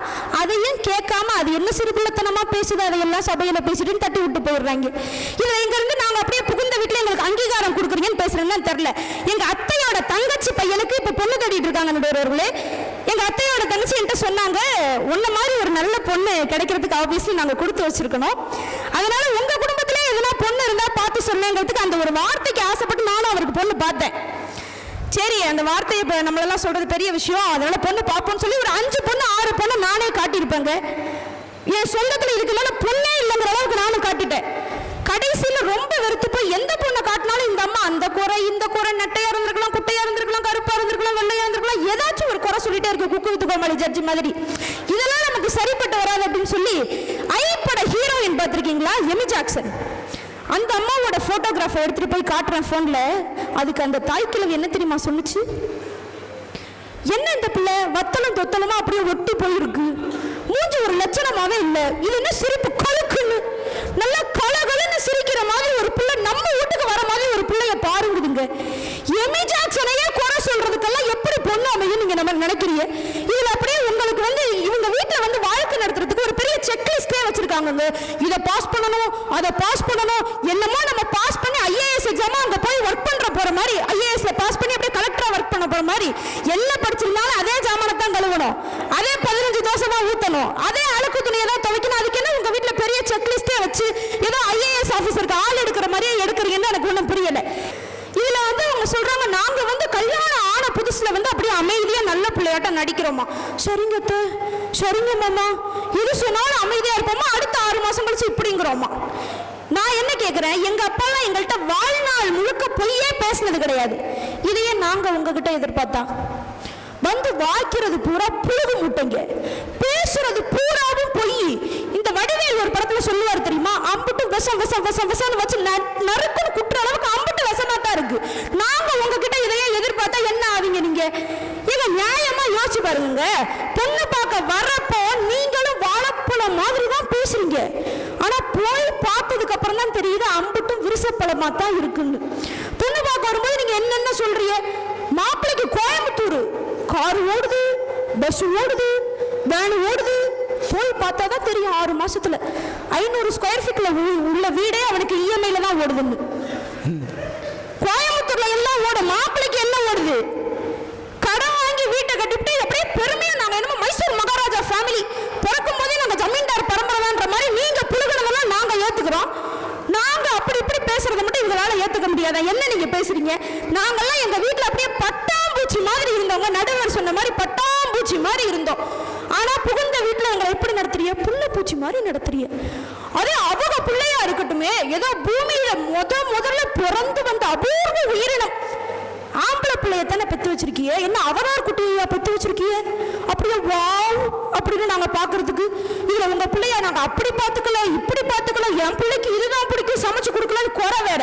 எங்க வயசுக்கு வந்தப்போ உண்மையாவே என் புள்ள பூசுற சந்தனம் ஒரிஜினல் சந்தனமா இருக்கணுங்கிறதுக்காக சந்தன மரத்துல ஒரு கட்டைய வாங்கிட்டு வந்து இழைச்சு எங்க அப்பா கொடுத்தாருங்க எனக்கு சந்தனம் பூசுறதுக்கு. உண்மையாவே எங்க வீட்டுல பிறந்த வீட்டுல பிள்ளைங்க அப்படிதான் பாத்துக்கிறாங்க. ஆனா கல்யாணம் ஆகி 62 22 நாள் ஆகுது சார். ஒன்றும் பெருசாலாம் கேட்கல. ஒரு கள்ளப்பக்கடா கேட்டேன் சார். கள்ளப்பக்கடா கேட்ட 32 நாள் ஆகுது சார். கண்ணுலே காட்ட மாட்டேங்கிறான் சார் மனுஷன். சந்தனத்தை அரைச்சி பூசின எங்க அப்பா எங்க, கேவலம் ஒரு கள்ளப்பக்கடா வாங்கி கொடுக்காத கணவர்மார்கள் எங்கன்னு நான் கேட்கிறேன். 32 ரூபா ஆகுமா சார்? ஒரு 100 கள்ளப்பக்கடா 32 ரூபா ஆகுமா சார்? அதை வாங்கி கொடுக்க மாட்டேங்கிறார் சார். அதை இங்க வந்து சொல்லி என்னமா பிரயோஜனம்? சொல்ல வேண்டியவட்ட போய் சொல்லுங்க. கொடுக்கிற தலைப்புலாம் இது மாதிரி சொந்த வகையில பயன்படுத்திக்கிறது. அந்த பிரச்சனை எல்லாம் கிடையாது, கேட்கறதெல்லாம் இல்ல. நேரா போய் கடையில் அவங்களே வாங்கி சாப்பிட்டு வந்துறாங்க. இன்னைக்கு ஒரு மரண உருண்டைன்னு சொல்ற அந்த இட்லியை கூட கொஞ்சம் அட்ஜஸ்ட் பண்ணி சாப்பிடலாம் சார். ஆனா அந்த தோசை இருக்கு பாத்தீங்களா, 8 மணிக்கு ஊத்தி வச்சுட்டு 10 மணிக்கு சாப்பிடும்போது செவுத்துல அடிச்ச ராட்டி மாதிரியா இருக்கும். அதை போட்டு முழுங்கி நாங்க திங்கிறதுக்குள்ள படுற பாடுங்கிறதெல்லாம் வெந்ததை தின்று விதி வந்தால் சாவுன்ற மாதிரி ஏதோ கடமைக்கு வாழ்ந்துகிட்டு இருக்கோம். இதுல அப்படியே உங்களுக்கு பிறந்த வீட்டுல புகுந்த வீட்டுல வந்து சந்தோஷம் அப்படியே தள்ளுதுங்கிற மனசாட்சி இல்லாம எனக்கு ஒண்ணும் புரியுது. இன்னைக்கு இதெல்லாம் பிரச்சனையா இருக்கான்னு உங்களுக்கு நீங்க கேக்குறீங்களா? சின்ன சின்ன விஷயத்தெல்லாம் பிரச்சனைன்னு சொல்றீங்க, இதெல்லாம் ஒரு பிரச்சனையா அப்படின்னு முதல்ல பேசின தனபாலன் நான் வந்து கேட்டுட்டு போனாங்க. 20 வயசுலயும் நீங்க இருக்கிற வீடு உங்களோட அப்பாவோட வீடு தான். 50 வயசுல கல்யாணம் ஆகி பேரம்பேத்தி எடுக்கிறப்ப நீங்க இருக்கிற வீடு உங்க அப்பாவோட வீடு தான். கடைசி வரைக்கும் இருக்கிற வரைக்கும் நீங்க இருக்கிற வீடு உங்க வீடு தான். ஆனா 22 வயசுக்கு அப்புறம் நாங்க வாழ வந்ததுக்கு அப்புறம் நீங்க உங்க வீட்டுல வாழ வந்த எங்களை பல நேரம் ஏதோ வந்து போற விருந்தாளிகள் மாதிரியே நடத்திக்கிட்டு இருக்கீங்கன்னா உங்க புகுந்த வீட்டுல எங்க எங்களுக்கான அங்கீகாரம் இருக்குன்னு நான் கேக்குறேன். ஏங்க ஒரு முடிவு எடுக்கிறதுனா, என் குடும்பத்துல எல்லாம் ஹீரோயின் ரோல் பிளே பண்ணிட்டு இருந்த ஆளுங்க நாங்க. உங்க வீட்டுல அப்பப்ப வந்து போற கெஸ்ட் ரோல கூட எங்களை பிளே பண்ண விட மாட்டேங்கிறீங்கன்னா உங்க வீட்டுல என்ன பெருசா எங்களுக்கு அங்கீகாரம் கொடுத்துட்டீங்க நான் கேக்குறேன். போற வீட்டுல இதுல வந்து வாமா போமான்னு மரியாதையா சொல்லுவாங்களா? எங்க வீட்டுல எருமை மாடு அப்படின்னு மரியாதையே இல்லாம நடத்துவாங்களா? நான் ஒத்துக்கிறேன். நான் அதுல எல்லாம் இல்லைன்னு சொல்லல, நான் ஒத்துக்கிறேன். நாங்கெல்லாம் அப்பப்போ நீங்க சொல்றீங்க மாமியார அம்மா மாதிரி பாருங்க, மாமியார அம்மா மாதிரி பாருங்கன்னு. சம்டைம்ஸ் நான்லாம் எங்க அம்மாவையே மாமியார் மாதிரி தான் பார்ப்பேன். அதெல்லாம் எல்லா பெண்கள் வீட்லயும் இருக்கிறது தான். நீங்க சொல்ற மாதிரியே வச்சுப்போமே, உங்க அம்மாவை நாங்க எங்க அம்மா மாதிரி பாக்குறோம்னு. வீட்டுல எதனா சண்டை வரும்போது, எங்க வீட்டுல நாங்க கல்யாணம் ஆகிறதுக்கு முன்னாடி இருக்கிறப்ப வீட்டுல எதனா சண்டை வரும்போது எங்க அம்மா எதனா பேசிட்டுன்னு வச்சுங்களேன், டென்ஷன்ல சும்மா லூஸ் மாதிரி பேசாதம்மா போமா அங்கிட்டு சொல்லுவோம். எங்க அம்மாவும் கேட்டுக்கிட்டு சும்மா போகும்.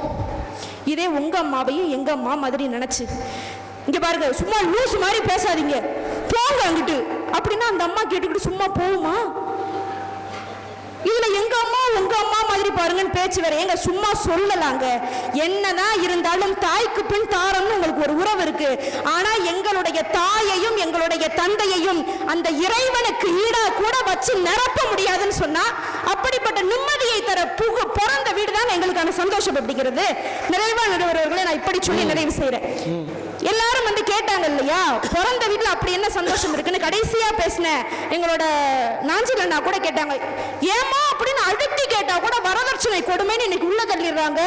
இதெல்லாம் வந்து உங்களுக்கு நியாயமா இருக்கா அநியாயமா இல்லையா அப்படின்னு சொல்லிட்டு கேட்டீங்க. நீங்க நியாயமா யோசிச்சு பாருங்க. எங்க வீட்டுல நாங்க நல்லா படிச்சு ஆசைப்பட்டு பிடிச்ச வேலைக்கு போகணும்னு நினைச்சு ஒரு வேலைக்கு போயிருப்போம். அந்த வேலையில ஏதோ கஷ்டம்னு இருந்தா கூட எங்க அப்பாட்ட வந்து சொல்லும் போது நாங்க கஷ்டப்பட்டு பிடிச்சு போன வேலையா இருந்தாலுமே அவர் என்ன தெரியுமா சொல்லுவாரு, அப்படி ஒண்ணும் நீ கஷ்டப்பட்டு இந்த குடும்பத்தை நிப்பாட்டணும்னு அவசியம் இல்லை தாயி, ஏன் உடம்புல உசுர் இருக்க வரைக்கும் ஒன்ன நான் பாத்துக்கிறேன் எங்களுக்கும் சேர்த்து எங்க அப்பா ஓட தயாரா இருக்காரு. ஆனா வரதட்சணையை கல்யாணம் பண்ணி கொடுக்கும் போது உங்க அப்பா கொடுக்கறேன்னு சொன்னார். ஆனா இன்னும் கொடுக்கலன்னு வரதட்சணை கொடுக்காத காரணத்தினால வாழ வந்த பல பிள்ளைகளை வாழ மரத்தை வெட்டி சாட்ச மாதிரி சாய்க்கிற உங்களை மாதிரி புகுந்த வீட்டுல பெண்களுக்கான அங்கீகாரமும் உரிமையும் எங்க இருக்குன்னு நீங்க யோசிச்சு பாருங்க. அண்ணன் சொன்ன மாதிரி மகளாக இருப்பதை விட ஒரு மகளுக்கு தாயாக இருக்கக்கூடிய புகுந்த வீடு தான் சந்தோஷம்னு சொன்னீங்க. ஆனா நியாயமா உண்மை என்ன தெரியுமாங்க, எல்லா வீட்லயும் இனிமையாச்சும் கவனிச்சு பாருங்க. எல்லா வீட்லயும் தயவு செஞ்சு இனிமேலாச்சும் கவனிச்சு பாருங்க. ஒரு நல்ல நாள்ல சாப்பாடு செய்யும் போது ஒரு 10 தொட்டுக்க செஞ்சு கூட்டு காய்கறின்னு 10 வகையான சாப்பாடு செஞ்சு பரிமாறும் போது ஒரு அம்மா வீட்டுல முதல்ல போட்டு சாப்பிட்டுருவான்னு நீங்க நினைக்கிறீங்களா? நீங்க பெருமையா பேசக்கூடிய மனைவி முதல்ல போட்டு அந்த சாப்பாடு சாப்பிட்டுருவான்னு நினைக்கிறீங்களா? கை குழந்தை இருந்தா 1 மணி நேரம் அந்த பிள்ளைக்கு சாப்பாடு ஊட்டணும். அந்த பிள்ளைக்கு சாப்பாடு ஊட்டி முடிச்சுட்டு வீட்டுல வேலைக்கு போயிட்டு திரும்பி வந்தவருக்கு சாப்பாடு போடணும். பிடிக்குதோ பிடிக்கலையோ மாமனார் மாமியாருக்கு சாப்பாடு போடணும். எல்லாருக்கும் சாப்பாடு போட்டு முடிச்சுட்டு 3:30 மணிக்கு சாப்பாடு சாப்பிட்றதுக்காக உட்கார்ற உங்களுடைய மனைவியின் தட்டை ஒருபோதும் அந்த உணவுகள் நிரப்பியதே இல்லை. அந்த உணவுகள் ஒருபோதும் அவருடைய பசியையும் நிரப்பியதில்லை, தட்டையும் நிரப்பியதில்லைன்னு சொன்னா உங்களுக்காக எதையுமே விட்டு கொடுத்து போற எங்க பெண்களுக்காக பல குடும்பங்கள் புகுந்த வீட்டில் எதையுமே விட்டு கொடுத்து போறதில்லை அப்படிங்கிறது தான் உண்மை. நாங்க இவ்வளவு அதிகமா எதிர்பார்க்கறதுக்கு காரணம் என்ன தெரியுமா? ஹை ஸ்டாண்டர்ட்னு ஒண்ணு எங்க அப்பா செட் பண்ணி வச்சுட்டு போயிருக்காருங்க. உண்மையாகவே ஒரு பெண் பிள்ளைய எப்படி நடத்தணும், எப்படி நடந்துக்கணும் அப்படின்ற ஒரு தரத்தை எங்க அப்பா செட் பண்ணி வச்சுட்டு போயிருக்காங்க. நீங்க அந்த அளவுக்கு நடந்துக்கலாம் கூட பரவாயில்ல, கேவலம் பார்டர் மார்க்ல பாஸ் ஆகுற அளவுக்காச்சும் நடந்துக்குங்கன்னா எங்களுடைய வேண்டுதல் அப்படிங்கிறது. பிள்ளைகள் நாங்க வலிக்கிறது போல நடிச்சாலும் எங்களுக்கு முன்னாடி ஒரு படி அதிகமா துடிக்கிறது எங்க பிறந்த வீட்டில் இருக்கக்கூடியவர்கள்.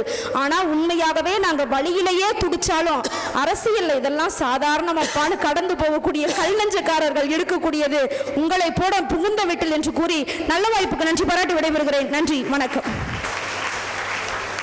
ரெண்டு வீட்டையும் அக்கு வேற ஆணி வேற பிரித்து விஷயங்கள் சொன்னாங்க. உடனடியாக உங்கள் கைத்தட்டலோடு உங்களைப் போலவே, ஏன்னா அவருடைய நடிப்பை நம்ம ரசிச்சிருக்கோம் திரையில், இப்போ இங்கே அவருடைய பேச்சை கேட்க போகிறோம். உங்கள் கைத்தட்டலோடு கலைமாமணி நடிகர் இயக்குனர் ரமேஷ் கண்ணா அவர்கள். அறிவை வளர்ப்பது கல்வி, அறிஞர்களை உருவாக்குவது கல்வி. Yes, education is the most powerful weapon and discipline is the way to use it. இப்படி படிப்பு, ஒழுக்கம், வெற்றின்னு மூன்றுக்கும் ஒரு முகவரியா திகழக்கூடிய இடம்தான் Vivekam group of schools Dharapuram. நம்ம விவேகம்ல CBSE ஸ்கூலும் இருக்கு, மெட்ரிகுலேஷன் ஸ்கூலும் இருக்கு. ரெண்டுமே டாப் லெவல்ல இருக்கு. வேற என்னங்க வேணும்? அறிவுக்கும் ஒழுக்கத்திற்குமான ஒரே ஸ்கூல் அது விவேகம் ஸ்கூல். இது உங்களுக்கான ஸ்கூல். மகரிஷி அரிசி, மகரிஷி கிச்சடி பொன்னியரிசி, மகரிஷி ராஜபோகம் பொன்னியரிசி, மகரிஷி ஜீரா பொன்னியரிசி. உங்கள் வீட்டு தேவைக்கு கேட்டு வாங்குவீர் மகரிஷி அரிசி. தாராபுரத்தை பற்றி எல்லோரும் பெருமையாக சொன்னாங்க. தருகின்ற புறம் எல்லா புறம். ஆனால் எங்களை பொறுத்த வரைக்கும் தாராபுரம் நகைச்சுவை நடிகர்களுக்கு ஒரு குரு பீடம் மாதிரி. ஏன் சொல்லுங்க பார்க்கலாம்? நாகேஷ் நகைச்சுவை நடிகர்களே சிறந்த நடிகர் நாகேஷ் மட்டும்தான். இன்றில்லை, என்றில்லை, என்றும் மாற்ற முடியாதவர். நான், கமல்ஹாசன், ரவிக்குமார் சார் 3 பேர் பேசிகிட்டு இருப்போம். அவசியம் ஷூட்டிங் ஆகட்டும், பம்பல் சங்கம் எப்போ பேசினாலும் நாங்கள் 3 பேர் பேசினா 3 பேர் பேரை டச் பண்ண விட மாட்டோம். ஒன்று நடிகர் தலைவர் சிவாஜி கணேசன், ஒன்று கே பாலச்சந்தர், இன்னொன்று நாகேஷ். அப்படி பாராட்டுவார் கமலை. அதனால் நாகேஷை பற்றி உங்களுக்கு தெரியும். எம்ஜிஆர் அன்பை வேலை வந்து வீட்டுக்கு வருவார், ஃபோன் எடுப்பார். பப்ளிக் பூத்தில் ஃபோன் எடுத்துகிட்டு ஹலோ அப்படின்னுவார். நாகேஷ் ஹலோ அப்படின்னுவாப்பில். யார் பேசுகிறது? ஒன்று நாகேஷ் சொல்லுவார், ஏன் முன்ன பின்ன ஃபோன் பண்ணியிருக்கியா நீ? ஃபோன் எடுத்தா இன்னார் பேசுகிறேன், இன்னார் வேணும்னு கேட்க வேணாமையா? நீ பாட்டு யார் பேச கேட்கட்டே அப்படின்னு. அவர் எம்ஜிஆர் வீடு, சொந்த வீடு. அவர் இன்னும் டேய் நான் யார் பேசுகிறேன் தெரியுமான்னுவார். ஏயா அதில் டெலிஃபோனில் டிவி படமாக காட்டுறாங்க பார்க்குறதுக்கு, பையா ஃபோனை அப்படின்னு. அந்த மாதிரி நான் வந்து உன்னிடத்தில் கூட படம் முடித்தப்புறம் கொஞ்சம் நிறைய படங்கள் நடிக்க ஆரம்பித்தேன். அப்போ நாகேஷ் சார் அவர் படம் நடிச்சிட்டு இருந்தேன். அப்புறம் சொன்னார் நாகேஷ் சார், ரமேஷ் கண்ணா நீ என்ன மாதிரி நடிக்கிறியா, உனக்கு என் ஸ்டைல் நல்லா அப்படியே வருது அப்படின்னார். எனக்கு ஒன்றுமே புரியல. அது பெரிய பாராட்டு தான், ஆஸ்காரை விட பெரிய பாராட்டு தான். நான் கேட்டேன், என்ன சார் நீங்கள் நடிக்கிற மேலே நான் இல்லை, அந்த பஞ்சு டைலாக் சொல்கிற பாரு, அது வந்து நிச்சயமாக என்னுடைய இதை அப்படியே ஃபாலோ பண்ணுறேன். நான் ஒரு படத்தில் சொல்லுவேன், ஒரு பொண்ணு அழுவா, சீசர்னு நாய்க்கு பேரெல்லாம் வச்சேன் ஆனால் செத்து போச்சே அப்படின்வான். அப்போ நாகேஷ் கேட்பார், பேர் வச்சே சோறு வச்சியா? அதே மாதிரி நீ ஒரு டைலாக் சொல்ல ஒரு படத்தில்னு அவர் சொன்னார். அந்த டைலாகை உன்னிடத்தில் என்ன கொடுத்தல வந்து மை பாட்டில் உடச்சிருவேன். அந்த பொண்ணு சொல்லும், அவர் தான் தூக்கி உடச்சாருனேன். அப்போ நான் கேட்பேன், ஏமா பொய் சொல்லுவேன்னு.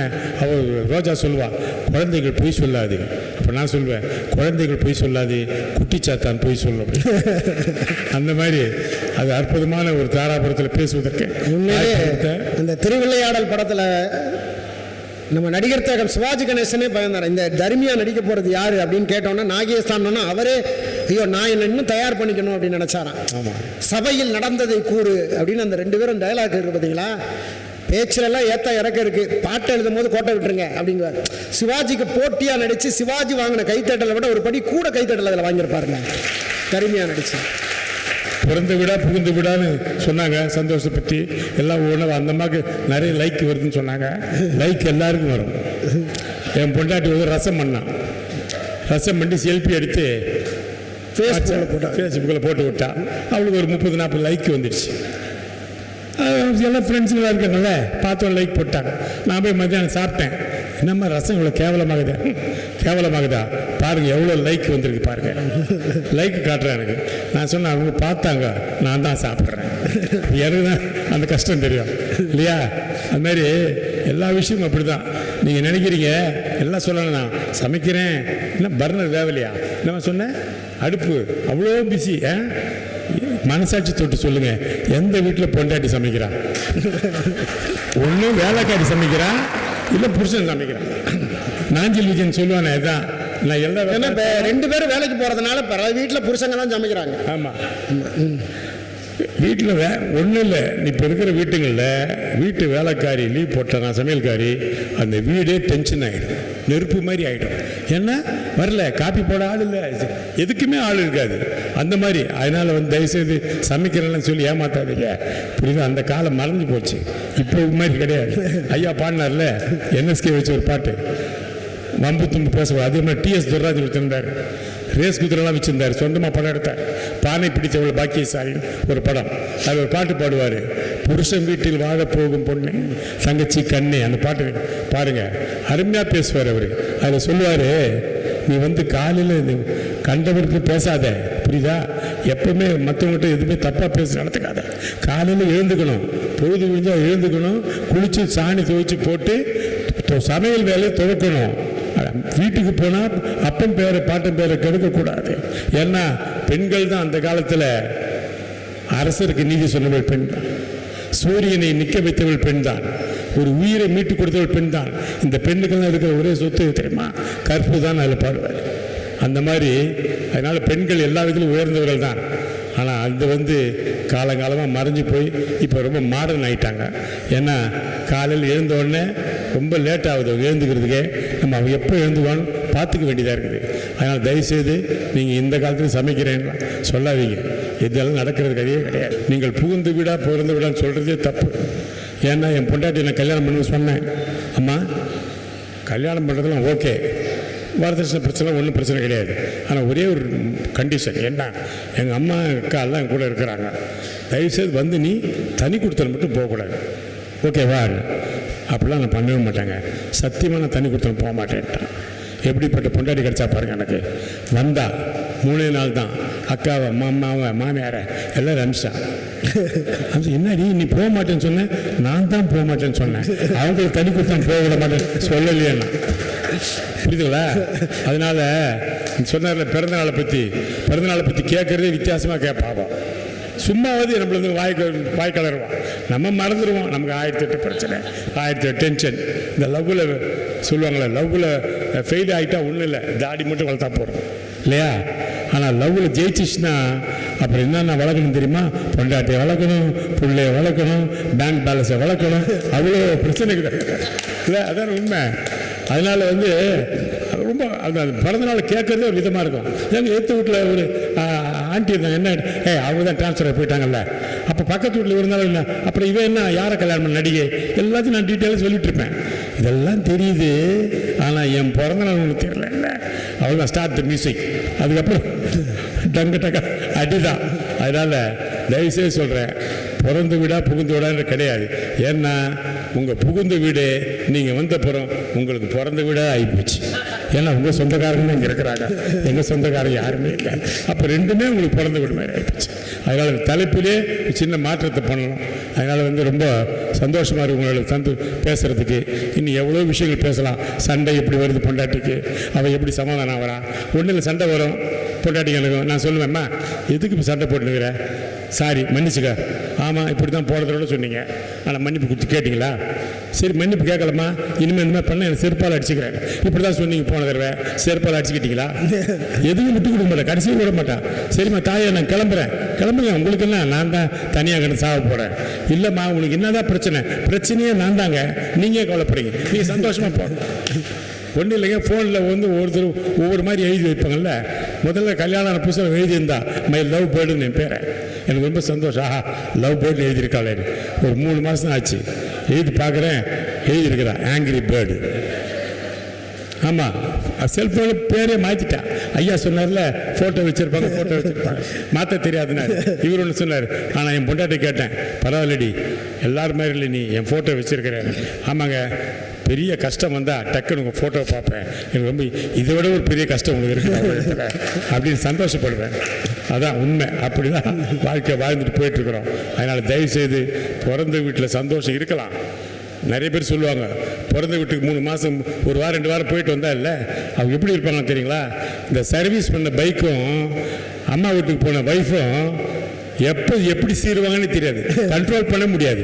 அங்கேருந்து அவ்வளோ மேட்ரு சொல்லி அனுப்புவாங்க. அதனால் ரொம்ப ஜாக்கிரதையாக இருக்கணும். தயவுசெய்து பிறந்த வீட்டுக்கே போகாதீங்க, புகுந்த வீட்டில் இருங்க. வேணா அவங்கள இங்கே கூட்டுவாங்க, அவங்க கொஞ்சம் கண்ட்ரோலாக இருப்பாங்க. கரெக்டா? ஆமாம். அதனால் நல்ல ஒரு நிகழ்ச்சி கலந்து ரொம்ப சந்தோஷம். ரொம்ப அற்புதமான நிகழ்ச்சி. அது மட்டும் அந்த குத்து விளக்கு ஏற்றினார்கள். அதை பற்றி நமக்கு ரொம்ப பெரிய மனிதர் அப்துல் கலாம் அவர் சொன்ன ஒரு விஷயத்தை மட்டும் சொல்கிறேன். அவர் என்ன சொன்னார்? குத்து விளக்கு என்பது இந்து மதத்தை குறிக்கிறது. நான் எழுத்திய மெழுகுவர்த்தி கிறிஸ்துவ மதத்தை குறிக்கிறது. நான் இஸ்லாமியன், நான் தான் ஏற்றினேன். அதனால் 3 மதமும் சேர்ந்து நல்லிணக்கத்தை நிரூபிக்கிறது சொன்னார். அப்படிப்பட்ட மாபெரும் மனிதர் அப்துல் கலாமிடம் பாராட்டு வாங்கியவர் நமது நடுவர் அவர்கள். அவரெல்லாம் அவர் வீட்டில் பாராட்டு பேச சாதாரண விஷயம் இல்லை. அப்படிப்பட்ட நடுவர் மத்தியில் பேச ரொம்ப சந்தோஷப்படுறேன். நன்றி, வணக்கம். ரொம்ப சுருக்கமாக ரொம்ப நிறைவாயினா, அவங்க சினிமாவில் பரபரப்பாக இருக்கிற சூழலில் பேச்சுங்கிறது ரொம்ப பெரிய விஷயம். ஆனால் என்னென்ன அடுத்த தலைப்பை மகிழ்ச்சி பெண்களுக்கு கூட்டு குடும்பத்திலா தனி குடும்பத்திலான்னு வேணால் மாற்றிக்குவோம். ஒரு 5 நிமிடத்தில் நம்ம தீர்ப்பை சொல்லிடலாம். ஏன்னா இந்த பக்கமும் ரசித்து கை தட்டியிருக்கீங்க, இந்த பக்கமும் ரசித்து கை தட்டியிருக்கீங்க. ஆனால் தீர்ப்புங்கிறது ஏதாவது ஒன்றுக்கு தான் இருக்கணும், சுருக்கமாக இருக்கணும், நீங்கள் ஒத்துக்கிற மாதிரி இருக்கணும். இவங்க பெண்கள் 3 பேரும் பேசியிருக்காங்க. ஏன்னா பெண்கள் சம்மந்தப்பட்ட தலைப்பு தானேங்க இது. தலைப்பு பெண்கள்னு கொடுத்துருக்கோம்ல. இந்த 3 பெண்கள் பேசின விஷயத்தை நம்ம பார்க்கணும்ல. இவங்க பேசுனதை விட இவங்க பேசுனதை கவனிக்கணும். இந்த பெண் குழந்தைகள் பிறந்த உடனே அந்த வீடு கொண்டாடுறது. ஒரு காலத்துல எல்லாம் பெண் குழந்தைக்கு கள்ளிப்பால் ஊற்றி கொண்டதெல்லாம் அந்த காலம். இன்னைக்கெல்லாம் பெண் குழந்தைய கொண்டாடுறாங்க. 2 பெண் குழந்தை இருந்தால் கூட கொண்டாடுறாங்க. ஆண் குழந்தை வேணும்லாம் இப்போ நிறைய குடும்பத்தில் ஆசைப்படுறதே கிடையாது. உண்மையா இல்லையா? அந்த பெண் குழந்தை நடக்கும் போது சந்தோஷங்க, அது விளையாடும் போது சந்தோஷம், சிரிக்கும் போது சந்தோஷம். அதை பார்த்து பார்த்து பார்த்து பெண் குழந்தைய பார்த்து அந்த அப்பாவும் அம்மாவும் சந்தோஷப்படுறாங்களே, அந்த குழந்தைக்கு அந்த சந்தோஷம் இருக்காதா? அந்த பிறந்த வீட்டில் இருக்கிற சந்தோஷங்களை அப்படியே வருஷப்படுத்திட்டே வந்தாங்களே. எத்தனை விஷயங்கள் இருக்குது. நீங்கள் அவங்க சொன்ன நிறைய குற்றச்சாட்டு சொன்னாங்க. நாங்கள் இயல்பாக இருக்கிறோம், எங்கள் வீட்டில் இயல்பாக இருக்கிறோம், என்ன வேணால் மேக்கப் போட்டுக்குவோம். நீங்கள் இன்னொன்று தெரியுங்களா? நிறைய மாமியார் வீட்டில் நைட்டி போடக்கூடாதுன்னு சொல்லுவாங்க தெரியுங்களா? இன்னமும் இருக்குது. உன் வீட்டில் நைட்டி போட்டிருப்பேன், இங்கெல்லாம் அப்படிலாம் பழக்கம் கிடையாது. 24 மணி நேரமும் சேலை கட்டிகிட்டு இருக்கிற மாமியார் வீட்டில் இருக்கிற மருமகள் இருக்காங்க தெரியுங்களா? 24 மணி நேரமும் சேலை, தூக்கம் போகும்போது வரைக்கும். அப்படியெல்லாம் நிறைய கண்டிஷன் போடுற மாமியார்கள் இருக்காங்க. புகுந்த வீடு இருக்குது, ஆனால் அந்த சந்தோஷம் அந்த பிறந்த வீட்டில் தானே இங்கே இருக்குன்னாங்க. அதை தாண்டி கல்யாணம் பண்ணி போனால் கூட என்ன தான் புருஷன் 10,000 ரூபாய்க்கு புடவை வாங்கி கொடுத்தாலும் அந்த தீபாவளிக்கு அம்மா வீட்டிலேருந்து வருமே ஒரு 300 ரூபாய்க்கு நூல் சேரி, ஒரு 500 ரூபா மணி ஆர்டர் பணம், அதில் இருக்கிற சந்தோஷம் இருக்குமான்னு இவங்க கேட்கும்போது அந்த பிறந்த வீட்டில் இருக்கிற அந்த உணர்வு எவ்வளவு சந்தோஷமான விஷயங்க. நீங்கள் பெண்கள் எப்படி பேசினாலும் ரசிப்பாங்க. அந்த குழந்தையாக இருக்கட்டும், இல்லை 20 வயசு பெண்ணாக இருக்கட்டும், பெண்கள் பேசுகிறத குடும்பம், நம்ம குடும்பம் ரசிக்கும், அப்பா அம்மா ரசிப்பாங்க. அங்கே வீட்டில் அப்படியெல்லாம் ரசிக்க மாட்டாங்க. வாயாடி வாயாடி கர்மாந்திரம், கொஞ்சம் ரொம்ப பேசினா போதும் வாயாடி. சரி, ரொம்ப அமைதியாக இருந்தால் நல்ல பேர் எடுத்துடலாமா? புகுந்த வீட்டில் ஊரை கெடுக்கும், பெருச்சாலி பேரை கெடுக்கும்.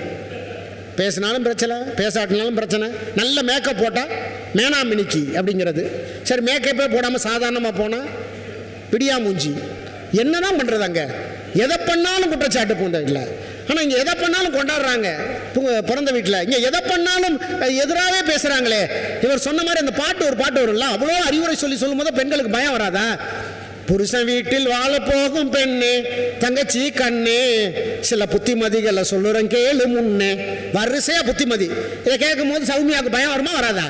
ஏன்னா கல்யாணத்துக்கு மேலே இத்தனை கண்டிஷன் போடுறாங்க, இத்தனை புத்திமதி சொல்கிறாங்க, அங்கே போனால் இப்படியெல்லாம் இருக்குமோன்னு ஒரு பயம் வருமா இல்லையா? யதார்த்தம் இயல்பாக இருந்த வாழ்க்கை அங்கே போகும்போது பல மாற்றங்கள் நிகழுது. அப்போ இந்த பெண்களுக்கு பிறந்த வீட்டில் தானே அங்கே சந்தோஷம் இருக்கும். அதை தானே இந்த 3 பெண்களும் அழகாக சொல்லி முடிச்சிருக்காங்க. ஆக பெண்களுக்கு அதிகமான சந்தோஷம் இருப்பது பிறந்த வீட்டில்தான் தீர்ப்பு சொல்லலை சொல்லலை. ஏன்னா இந்த 3 ஆண்கள் பேசுனதையும் கொஞ்சம் பார்க்கணும் இல்லைங்க. ஏன்னா அவங்களும் பெண்களுக்காக தானே பேசுனாங்க. ஒரு 2 நிமிஷம் 3 நிமிஷம் இவங்க என்ன சொன்னாங்கங்கிறதையும் இவங்களோட ஒப்பிட்டு பார்த்து சில விஷயங்கள் சொன்னால் நல்லாயிருக்கும். நீங்கள் அம்மாவோட புகுந்த வீடு தான் பொண்ணுக்கு பிறந்த வீடு, உண்மை தானே? இவங்களோட அம்மா வீடு தான் இவங்களுக்கு பிறந்த வீடு. அவங்க அம்மாவுக்கு புகுந்த வீடு, இவங்களுக்கு பிறந்த வீடு. இப்போ பெண்கள் அம்மா பெண். இப்போ நம்ம பெண்ணாக வச்சு தான் அவங்க பேசுனாங்க, அந்த வீட்டில் எவ்வளோ சந்தோஷமாக இருக்கிறோன்னு பேசுகிறாங்க. நீங்கள் பல பெண்களை அடையாளப்படுத்துங்களேன். வெறும் பேரை சொன்னால் அவங்களுக்கு தெரியாது. சில பேரை நம்ம கணவனோட சொல்லும்போது அடையாளம் தெரியுதுங்களேங்க. கல்யாணத்துக்கு பிறகு தன்னுடைய கணவன் பேரை அடையாளப்படுத்தி கொண்டு வாழ்க்கையில் ஜெயிச்சவங்க எத்தனை பேர் இருக்காங்க? அதுக்கு ஒரே ஒரு உதாரணம், நிறைய சொல்லலாம். ரேவதி சங்கரன் ஒருத்தவங்க, நிறைய பேருக்கு எத்தனை பேருக்கு தெரியும்னு எனக்கு தெரியல. அவங்களுக்கு பரதம் தெரியும், அவங்க ஒரு பேச்சாளரும் கூட, அவங்களுக்கு சமையல் கலை அத்தனையும் தெரியும். அவங்களுக்கு நீங்கள் லிஸ்ட் போட்டிங்கன்னா தெரியும் தெரியும் தெரியும் தெரியும் தெரியும்னு சொல்லலாம், அவ்வளவும் தெரியும். ஆனால் வீட்டில் என்ன தெரியுங்களா சொல்லிட்டாங்க, இங்கே பாரு இதெல்லாம் உன் வேலை கிடையாது. நல்ல பொண்ணா அடக்க ஒடுக்கமாக போய் புகுந்த வீட்டில் போய் புருஷனுக்கு என்ன சொல்கிறானோ அதை கேட்குறது தான் உங்கள் வேலை அப்படின்னா, அந்த அம்மா கல்யாணம் பண்ணுற வரைக்கும் அந்த அம்மாவுக்கு இத்தனை திறமை இருக்குன்னே தெரியாதுங்க. அது சங்கரன் அப்படிங்கிற கணவனை கல்யாணம் பண்ண பிறகு, அதுக்கு பிறகு அந்த அம்மா உலகத்துக்கு எப்போ தெரியுங்களா தெரியும்? 35 வயசுல தாங்க ரேவதி சங்கரன்கிற மிக திறமையான ஒரு திறமைசாலி சகலகலா வள்ளி இந்த ஊருக்குள்ள இருக்கிறாங்கன்னு உலகத்துக்கு தெரியப்படுத்துறது கணவன். 35 வயசுல தான் அந்த அம்மாவே பேட்டி கொடுத்துருக்கு. நீங்க முடிஞ்சா போய் ரேவதி சங்கரன் போட்டு பாருங்க. என்னுடைய திறமையை வெளிப்படுத்தியது, இத்தனை திறமை எனக்குள்ள இருக்குன்னு சொன்னதே என்னுடைய புகுந்த வீடு, என்னுடைய மாமியார், என்னுடைய கணவன் அப்படின்னு எத்தனை பேர் சொல்லியிருக்கிறாங்க. நீங்கள் அதை தாண்டி இப்போ கணவனாக நாங்கள் இருக்கல, இருக்கும் ஆண்கள் இருக்கோம்ல, நாங்கள் எப்பயாவது ஒரு விஷயத்தை யோசிச்சு பாருங்களேன். அப்பா வீட்டில் நீங்கள் உங்கள் வீட்டில் சொத்து வாங்கினா யார் பேரில்? உங்கள் அம்மா பேரில் தானே வாங்குவாங்க. ஆனால் கணவன் வீட்டில் அப்படியா? உங்கள் பேரில் தானே வாங்குகிறோம். சொத்து வாங்கினா உங்கள் பேரில் வாங்குவோம், கடன் வாங்கினா என் பேரில் தான் வாங்குவேன். சொத்து வாங்கினா பொண்டாட்டி பேரில் வாங்குவேன், கடன் வாங்கினா என் பேரில் வாங்க. ஏன் தெரியுங்களா? அப்படி ஆண்கள் சொத்து வாங்கினா நம்ம காலத்துக்கு பிறகு அது பொண்டாட்டிக்கு பயன்படும். ஆனால் கடன் வாங்கி நாளைக்கு ஏதாவது ஒரு பிரச்சனை, போலீஸ் ஸ்டேஷன் கோர்ட்டுக்குன்னு போனால் நம்ம பொண்டாட்டி போய் அங்கே நிற்கக்கூடாதுங்கிறதுக்கு தாங்க கடன் வாங்கினா தானுடைய பெயர்லையும், சொத்து வாங்கினா பொண்டாட்டி பெயர்லையும் வாங்குறது. நீங்கள் அந்த சுதந்திரம் இருக்கும். நான் ஒரு கவிதையை, நான் ஒரு 2 நிமிஷ கவிதை தான் அது. நீங்கள் ஒரு பெண்ணுக்கு 30 வயசா 28 வயசு ஆச்சுங்க, கல்யாணம் ஆகலை. அம்மாவுக்கு ஒரு பதட்டம், 28 வயசு வரைக்கும் கல்யாணம் பண்ணி கொடுக்கல நம்ம பொண்ணுக்கு. ஒருவேளை அவள் யாரு கூடயாவது ஓடி போயிட்டான்னு அம்மாவுக்கு பயம். வறுமை, பணம் சேர்க்கணும், ஒரு குறைஞ்சது ஒரு 10 பவுனாவது போடணும்னு அம்மா ஆசைப்படுறா. அப்பா இல்லை, அப்பா இல்லாத குடும்பம், அம்மா மட்டும்தான் இருக்கா. பொண்ணுக்கு 28 வயசு ஆயிடுச்சு. அம்மா கிட்ட இந்த பொண்ணு சொல்ல முடியலை, அம்மா நீங்க கவலைப்படாதம்மா, அப்படிலாம் உன்னை மீறி நான் ஓடி பெற மாட்டேம்மான்னு பொண்ணுக்கு சொல்ல முடியலைங்க. அம்மாவுக்கும் கேட்க முடியல, கொஞ்சம் பொறு, நான் இன்னும் கொஞ்சம் பணம் சேர்த்துக்கிட்டு எப்படியாவது உன்னை நல்ல இடத்துல கல்யாணம் பண்ணி வச்சுறேன்னு அம்மாவுக்கும் சொல்ல முடியலை. இந்த அம்மாவுக்கும் பொண்ணுக்கும் நடக்கிற ஒரு மன ஓட்டத்தை ரொம்ப சுருக்கமான ஒரு கவிதையை நான் சொல்கிறேன். ஏன்னா இந்த பெண்கள் நிறையா இருக்கிறதுனால. அம்மா பெண்ணு சொல்கிற மாதிரி அந்த கவிதை. அம்மா, அச்சப்படாதே, உன் அன்பு வளையத்தை தாண்டி நான் எங்கும் போய்விட மாட்டேன். அதிகாலை அவசரமாய் எழுந்து வாசல் தெளிக்க வந்தால் கூட கடைக்கண்ணால் என்னை கண்காணிக்கிறாய். குடத்தோடு குழாயடி போகும்போதும் ஜன்னல் வழியே நோட்டமிடுகிறாய். பால்காரன் மணி அடித்தால் பதறி அடித்து கொண்டு எனக்கு முன்னால் போய் நீ பால் வாங்குகிறாய். பொண்ணு வாங்கிடக்கூடாதுன்னு. நீ கடை தெருவுக்கு போகும்போது கூட 10 முறைக்கு மேல் வீட்டை பார்த்துக்க என்று சொல்கிறாய். வீடு எங்கும் ஓடிவிடாது என்பது உனக்கு தெரியும். உன் அக்கறையின் அர்த்தமும் எனக்கு தெரியும். அத்தியாவசியமாய் வெளியூர் போகும்போது வழி முழுக்க என நினைத்து நீ கலங்கி தவிப்பது எனக்கு தெரியாமல் இல்லை. கோயிலுக்கு போனாலும் நான் பிரகாரத்தை சுற்றி வரும்போது நீ என்னை சுற்றியே வருவாய். திருமண வீட்டில் உன் மகிழ்ச்சியில் பொய் இருக்கும், இறப்பு வீட்டில் உன் துக்கத்தில் மெய் இருக்கும். இப்போதெல்லாம் நான் கேட்காமலேயே வளையல் வாங்கி தருகிறாய். நானே போய் வாங்கிவிடக் கூடாது என்கிற முன்னெச்சரிக்கை உனக்கு. ஏதாவது ஒரு புத்தகத்தை நான் படித்து விட்டு போட்டால் அதில் எந்த பக்கத்தை நான் அதிக நேரம் பார்த்து கொண்டிருந்தேன் என்று நீ பிறகு பிரித்து வைத்து பார்ப்பாய். நீ சுமந்த 10 மாத சிரமம் எனக்கு தெரியாமல் இருக்கலாம். ஆனால் இந்த 28 வருடமும் உன் கண்களை பார்த்தே பலமுறை அதை நான் உணர்ந்திருக்கிறேன். அம்மா, என் வயசு புரிந்து கொண்டதை விட உன் மனசு புரிந்து கொள்ளவில்லையா? உன் இயலாமை எனக்கு புரிகிறது. அவசர ஒன்றுமில்லை அம்மா. நம் பொருளாதார தேவைகள் பூர்த்தியாகும் போது எனக்கான வரனை தேடு. அதுவரை உன் அனுமதி இல்லாமல் என் கனவில் கூட உனக்கு பிடிக்காத அந்யோன்யம் வரவே வராது. இனியும் என்னை பொத்தி வைக்கிற 10ஆம் வசலித்தனத்தை ஒத்திவை அப்படின்னு அந்த பொண்ணு சொல்ற மாதிரி ஒரு கவிதை. இந்த கைதட்டல் எனக்கு பெரிய சந்தோஷம் என்ன தெரியுங்களா? இந்த கவிதை எழுதுனது நான் தான். இந்த கவிதை புத்தகத்தினுடைய தொகுப்பை நதியோர மறவேர்கள் என்கிற தொகுப்பை தான் டாக்டர் அப்துல் கலாம் படித்து அந்த ஜனாதிபதி மாளிகையிலே பாராட்டின அது ஒரு மகிழ்ச்சியான தருணம். அதை சொல்ல வேண்டிய ஒரு சந்தோஷமும் கூட. நான் சுருக்கமாக முடிச்சிடறேன், அவ்வளோதான். நான் இதை ரொம்ப சொல்லியாச்சு. ரெண்டு விஷயத்தில் ஒரு நிமிஷத்தில் நான் சொல்லி முடிக்கிறேன். நீங்கள் இந்த வீட்டில் இவங்க இருக்கிற அந்த பிறந்த வீட்டில் இருக்கிற அதிகபட்ச உறவு முறை என்ன தெரியுங்களா? மகள் சகோதரி, அவ்வளோதான். இந்த பக்கம் அவங்க வீட்டில் இருக்கும்போது இவங்க மகளாக இருந்தாங்க, இல்லை அண்ணனுக்கோ அக்காவுக்கோ சகோதரியாக இருந்தாங்க. ஆனால் இங்கே வந்த பிறகு மருமகள், மனைவி, அண்ணி, இதை விடலாம் உச்சமான தாய் என்கிற அந்தஸ்து இங்கே வந்தோன்னா இங்கே கிடைக்குது. இங்கே வந்தோன்னா இத்தனை பதவிகள் கிடைக்குது. நீங்கள் இன்னும் சுருக்கமாக நான் நிறைவாக ஒரு வரையில் சொல்லணும்னு, எடுத்து எடுத்து சந்தோஷப்படுவது நிறைவா, கொடுத்து கொடுத்து சந்தோஷப்படுவது நிறைவா? அது என்ன? எடுத்து எடுத்து கொடுத்து கொடுத்து மூணு விஷயம். ஒன்று அன்பு, இன்னொன்று உரிமை, இன்னொன்று சந்தோஷம்.